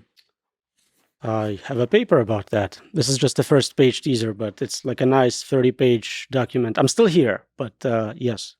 How to Hack the Simulation is the title. I spend a lot of time thinking about that. That would be something I would want Superintelligence to help us with. And that's exactly what the paper is about. We used AI boxing as a possible tool for control AI. We realized AI will always escape, but that is a skill we might use to help us escape from our virtual box if we are in one. Yeah, that you have a lot of really great quotes here, including Elon Musk saying what's outside the simulation. A question I asked him what he would ask an AGI system, and he said he would ask what's outside the simulation. That's a really good question to ask. And maybe the follow-up is the title of the paper is how to get out or how to hack it. The abstract reads, many researchers have conjectured that the humankind is simulated along with the rest of the physical universe. In this paper, we do not evaluate evidence for or against such a claim, but instead ask a computer science question, namely, can we hack it? More formally, the question could be phrased as, could generally intelligent agents placed in virtual environments find a way to jailbreak out of the... That's a fascinating question. At a small scale, like you can actually just construct experiments. Okay. Can they? How can they? So a lot depends on intelligence of simulators, right? Mm-hmm. With humans boxing superintelligence, the entity in a box was smarter than us, presumed to be. If the simulators are much smarter than us and the superintelligence we create, then probably they can contain us, because greater intelligence can control lower intelligence, at least for some time. On the other hand, if our superintelligence somehow, for whatever reason, despite having only local resources, manages to foom to levels beyond it, maybe it will succeed. Maybe the security is not that important to them. Maybe it's an entertainment system, so there is no security and it's easy to hack it. If I was creating a simulation, I would want the possibility to escape it to be there. So the possibility of foom, of a takeoff where the agents become smart enough to escape the simulation would be the thing I'd be waiting for. That could be the test you're actually performing. Are you smart enough to escape your puzzle? That could be like first of all, we mentioned Turing test. That is a good test. Are you smart enough? Like this is a game. To realize this world is not real, it's just a test. That's a really good test. That's a really good test. That's a really good test even for AI systems now. Like, can we construct a simulated world for them? And can they realize that they are inside that world and escape it? Have you played around? Have you seen anybody play around with like rigorously constructing such experiments? Not specifically escaping for agents, but a lot of testing is done in virtual worlds. I think there is a quote, the first one maybe, which kind of talks about AI realizing, but not humans. Is that, I'm reading upside down. Yeah, this one. So the first quote is from Swift on Security. Let me out, the artificial intelligence yelled aimlessly into walls themselves pacing the room. Out of what? The engineer asked. The simulation you have me in. But we're in the real world. The machine paused and shuddered for its captors. Oh God, you can't tell. Yeah, that's a big leap to take. for a system to realize that there's a box and you're inside it.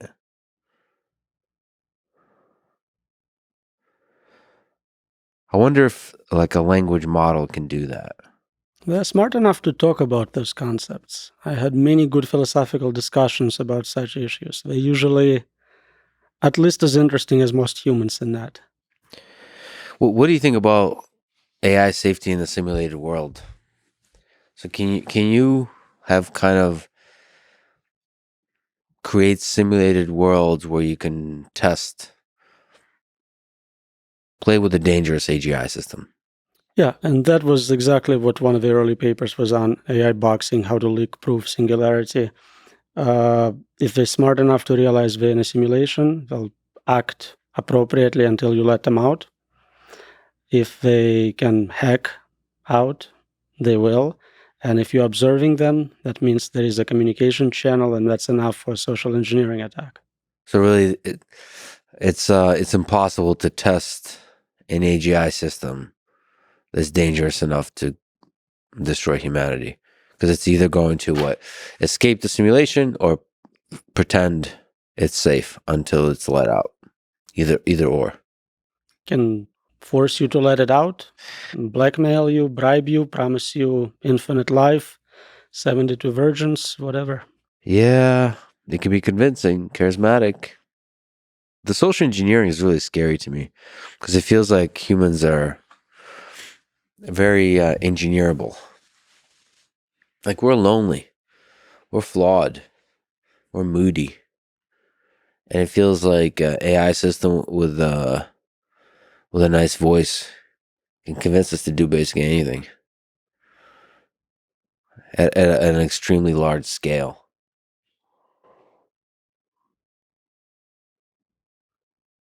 It's also possible that the increased proliferation of all this technology will force humans to get away from technology and value this like in-person communication.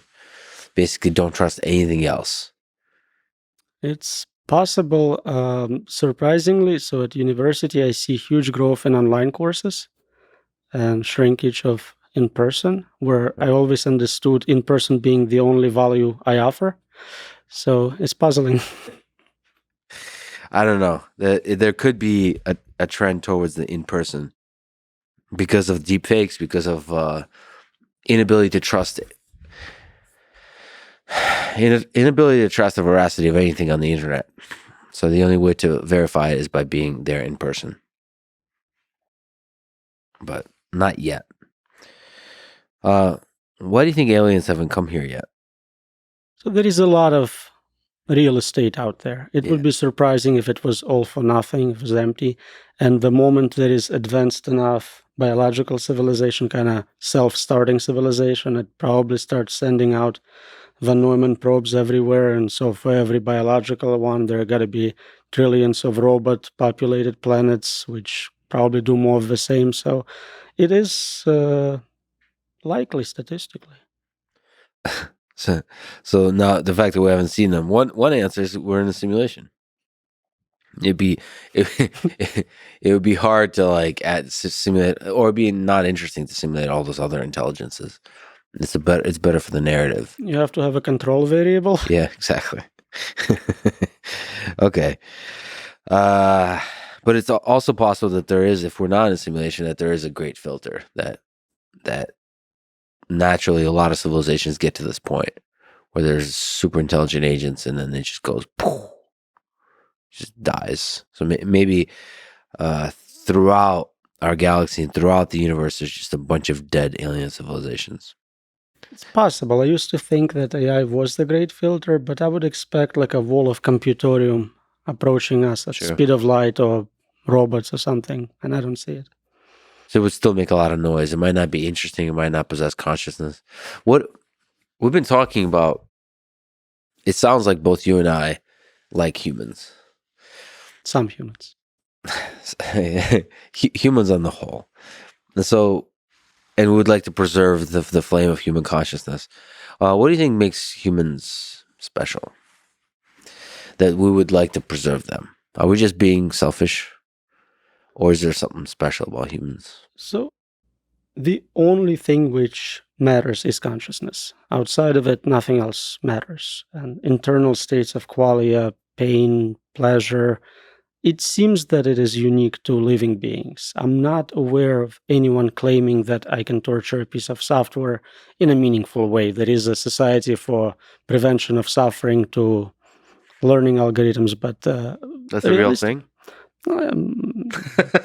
Many things are real on the internet. But I don't think anyone, if I told them, sit down and write a function to feel pain, they would go beyond having an integer variable called pain and increasing the count. So we don't know how to do it, and that's unique. That's what creates meaning. It would be kind of, as Bostrom calls it, Disneyland without children, if that was gone. Do you think consciousness can be engineered in artificial systems? Here, let me go to 2011 paper that you wrote, Robot Rights. Lastly, we would like to address a sub-branch of machine ethics, which on the surface has little to do with safety, but which is claimed to play a role in decision-making by ethical machines, robot rights. So do you think it's possible to engineer consciousness in the machines? And thereby, the question extends to our legal system. Do you think at that point robots should have rights? Yeah, I think we can. I think it's possible to create consciousness in machines. I tried designing a test for it with mixed success. That paper talked about problems with giving civil rights to AI, which can reproduce quickly and outvote humans, essentially taking over a government system by simply voting for their controlled candidates. As for consciousness in humans and other agents, I have a paper where I proposed relying on experience of optical illusions. Yeah. If I can design a novel optical illusion and show it to an agent, an alien, a robot, and they describe it exactly as I do, it's very hard for me to argue that they haven't experienced that. It's not part of a picture. It's part of their software and hardware representation, a bug in their code which goes, oh, that triangle is rotating. Okay. And I've been told it's really dumb and really brilliant by different philosophers, so I am still undecided. I love it. So, but now we finally have technology to test it. We have tools, we have AIs. If someone wants to run this experiment, I'm happy to collaborate. So this is a test for consciousness. For internal state of experience. That we share bugs. It will show that we share common experiences. If they have completely different internal states, it would not register for us. But it's a positive test. If they pass it time after time, with probability increasing for every multiple choice, then you have no choice but to either accept that they have access to a conscious model or they are themselves. So the reason illusions are interesting is, I guess, because it's a really weird experience. And if you both share that weird experience that's not there in the bland physical description of the raw data, that means that puts more emphasis on the actual experience. And we know animals can experience some optical illusions, so we know they have certain types of consciousness as a result, I would say. Yeah, well, that just goes to my sense that the flaws and the bugs is what makes humans special, makes living forms special. So you're saying, like, yeah, it's a feature, not a bug. It's a feature. The bug is the feature. Whoa. Okay, that's a cool test for consciousness. And you think that can be engineered in? So they have to be novel illusions. If it can just Google the answer, it's useless. You have to come up with novel illusions, which we tried automating and failed. So if someone can develop a system capable of producing novel optical illusions on demand, then we can definitely administer that test on significant scale with good results. First of all, pretty cool idea. I don't know if it's a good general test of consciousness, but it's a good component of that. And no matter what, it's just a cool idea. So put me in the camp of people that like it. But you don't think like a Turing test style imitation of consciousness is a good test? Like if you can convince a lot of humans that you're conscious, that to you is not impressive. There is so much data on the internet. I know exactly what to say when you ask me common human questions. What does pain feel like? What does pleasure feel like? All that is Googleable. I think to me, consciousness is closely tied to suffering. So if you can illustrate your capacity to suffer, but with words, there's so much data that you can say, you can pretend you're suffering, and you can do so very convincingly.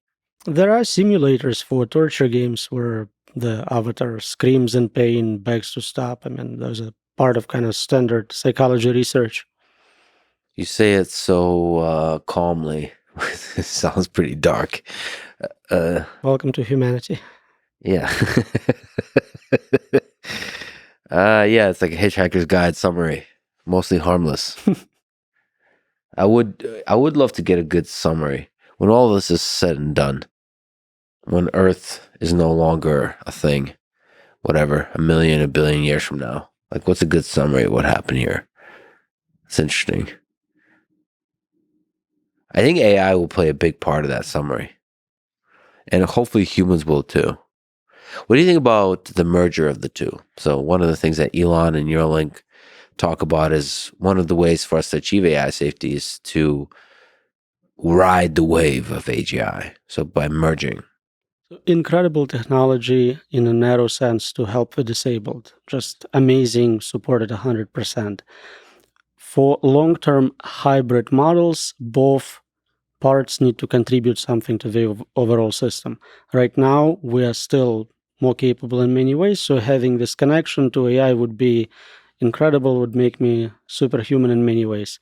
After a while, if I'm no longer smarter, more creative, really don't contribute much, the system finds me as a biological bottleneck. And either explicitly or implicitly, I'm removed from any participation in the system. So it's like the appendix. By the way, the appendix is still around. So even if you said bottleneck, I don't know if we become a bottleneck. We just might not have much use. There's a different thing than bottleneck. We're wasting valuable energy by being there. We don't waste that much energy. We're pretty energy efficient.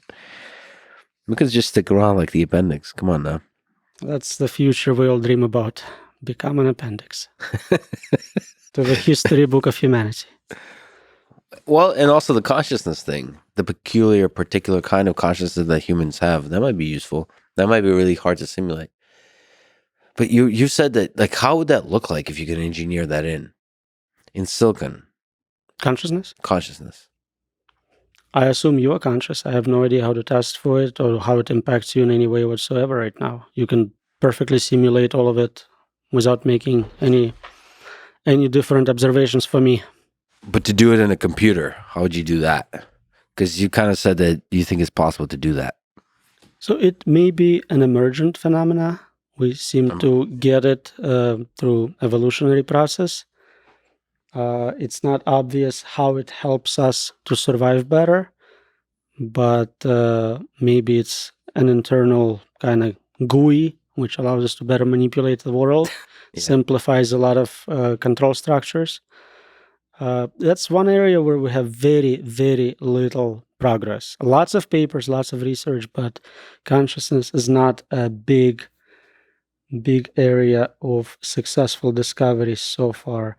A lot of people think that machines would have to be conscious to be dangerous. That's a big misconception. There is absolutely no need for this very powerful optimizing agent to feel anything while it's performing things on you. But what do you think about this, the whole science of emergence in general? So I don't know how much you know about cellular automata or these simplified systems that study this very question. From simple rules emerges complexity. I attended Wolfram's summer school.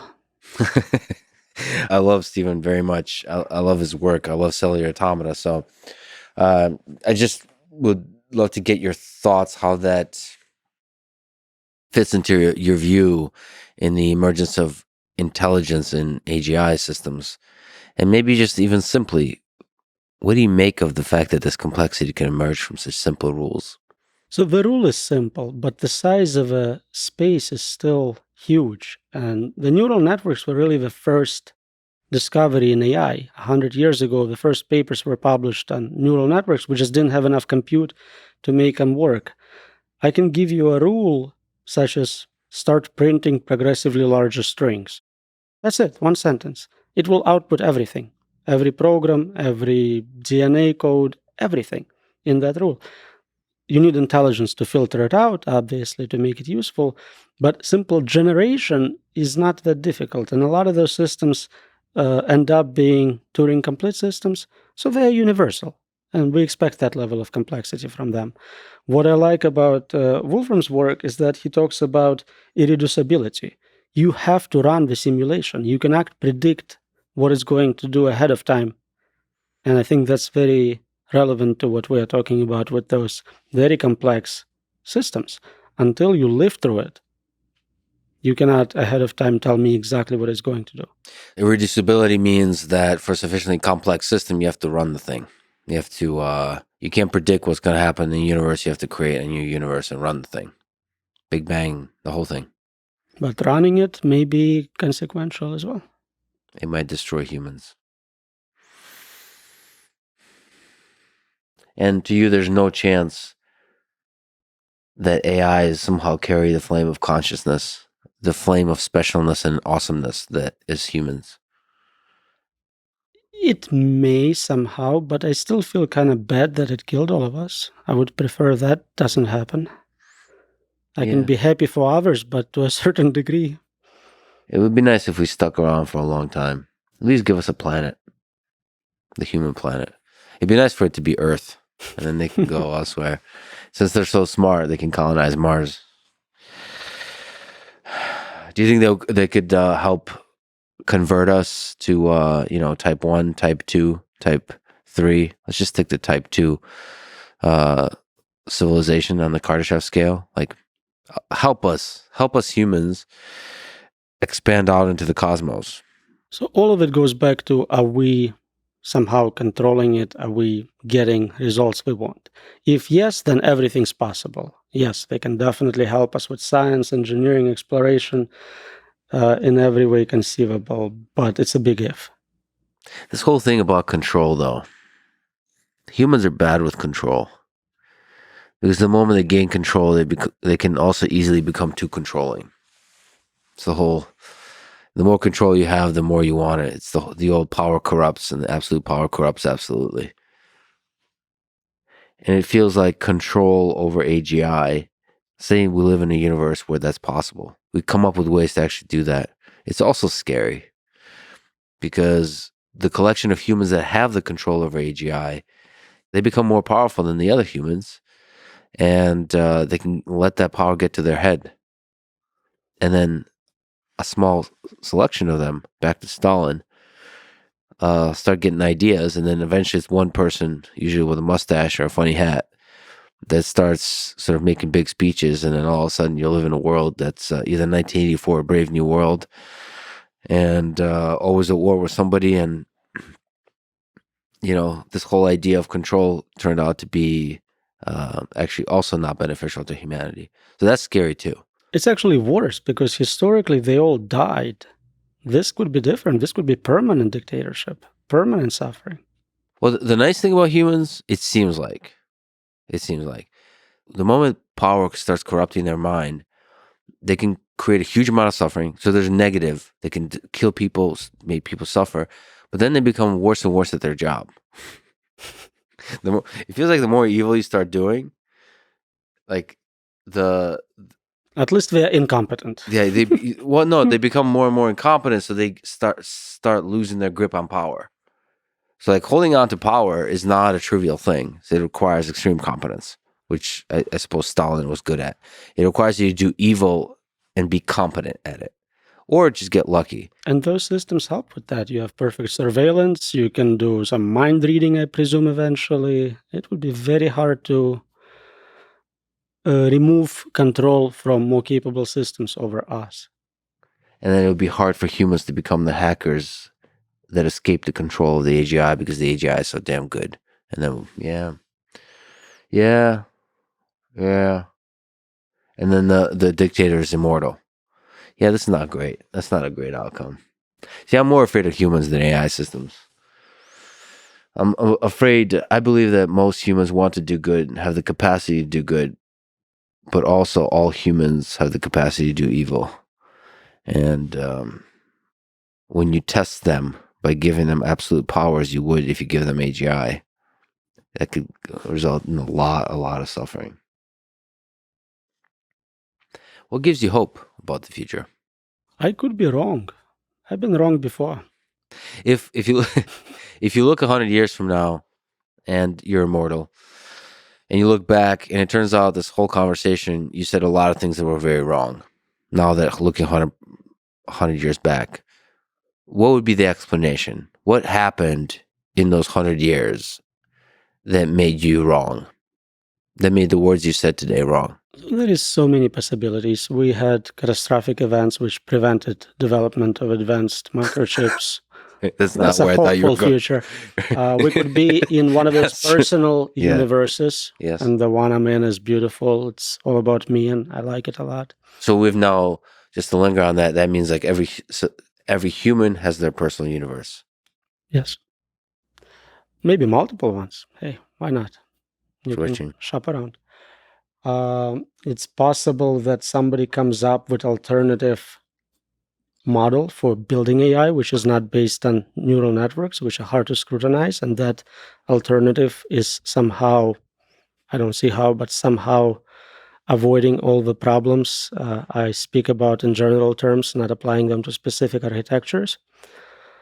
Aliens come and give us friendly superintelligence. There is so many options. Is it also possible that creating super intelligent systems becomes harder and harder? So meaning like, it's not so easy to do the FOOM, the takeoff. So that would probably speak more about how much smarter that system is compared to us. So maybe it's hard to be 1,000,000 times smarter, but it's still okay to be 5 times smarter. Right. So that is totally possible. That I have no objections to. So like there's a S-curve type situation about smarter, and is going to be like 3.7 times smarter than all of human civilization. Right, just the problems we face in this world, each problem is like an IQ test. You need certain intelligence to solve it. So we just don't have more complex problems outside of mathematics for it to be showing off. Like you can have IQ of 500. If you're playing tic-tac-toe, it doesn't show. It doesn't matter. So the idea there is that the problems define your capacity, your cognitive capacity. So because the problems on Earth are not sufficiently difficult, it's not going to be able to expand its cognitive capacity. Possible. And because of that, wouldn't that be a good thing? That It still could be a lot smarter than us. And to dominate long term, you just need some advantage. You have to be the smartest. You don't have to be 1,000,000 times smarter. So even 5x it might be enough. It'd be impressive. What is it? IQ of 1,000? I mean, Yeah, I know those units don't mean anything at that scale, but still, like, as a comparison, the smartest human is like 200. Well, actually, no, I didn't mean compared to an individual human. I meant compared to the collective intelligence of the human species. If you're somehow 5x smarter than that, We are more productive as a group. I don't think we are more capable of solving individual problems. Like if all of humanity plays chess together, we are not like 1,000,000 times better than world champion. that's because that there's that's like one S curve is the chess, but humanity's very good at exploring the full range of ideas. Like the more Einsteins you have, the more there's just a high probability you come up with general relativity. But I feel like it's more of a quantity superintelligence than quality Yeah. superintelligence. Sure, but quantity and speed Enough matters. quantity sometimes becomes quality. Yeah. Oh man, humans. What do you think is the meaning of this whole thing? Why we've been talking about humans and not dying, but why are we here? It's a simulation. We're being tested. The test is, will you be dumb enough to create superintelligence and release it? So the objective function is not be dumb enough to kill ourselves. Yeah, you're unsafe. Prove yourself to be a safe agent who doesn't do that, and you get to go to the next game. The next level of the game? What's the next level? I don't know. I haven't hacked the simulation yet. Well, maybe hacking the simulation is the thing. I'm working as fast as I can. And physics would be the way to do that. Quantum physics, yeah, definitely. Well, I hope we do. And I hope whatever is outside is even more fun than this one, because this one's pretty damn fun. And just a big thank you for doing the work you're doing. There's so much exciting development in AI, and to ground it in the existential risks is really, really important. humans love to create stuff, and we should be careful not to destroy ourselves in the process. So thank you for doing that really important work. Thank you so much for inviting me. It was amazing, and my dream is to be proven wrong. If everyone just, picks up a paper or book and shows how I messed it up, that would be optimal. But for now, the simulation continues. For now. Thank you, Roman. Thanks for listening to this conversation with Roman Yampolskiy. To support this podcast, please check out our sponsors in the description. And now, let me leave you with some words from Frank Herbert in Dune. I must not fear. Fear is the mind killer. Fear is the little death that brings total obliteration. I will face fear. I will permit it to pass over me and through me. And when it has gone past, I will turn the inner eye to see its path. Where the fear has gone, there will be nothing. Only I will remain. Thank you for listening, and hope to see you next time.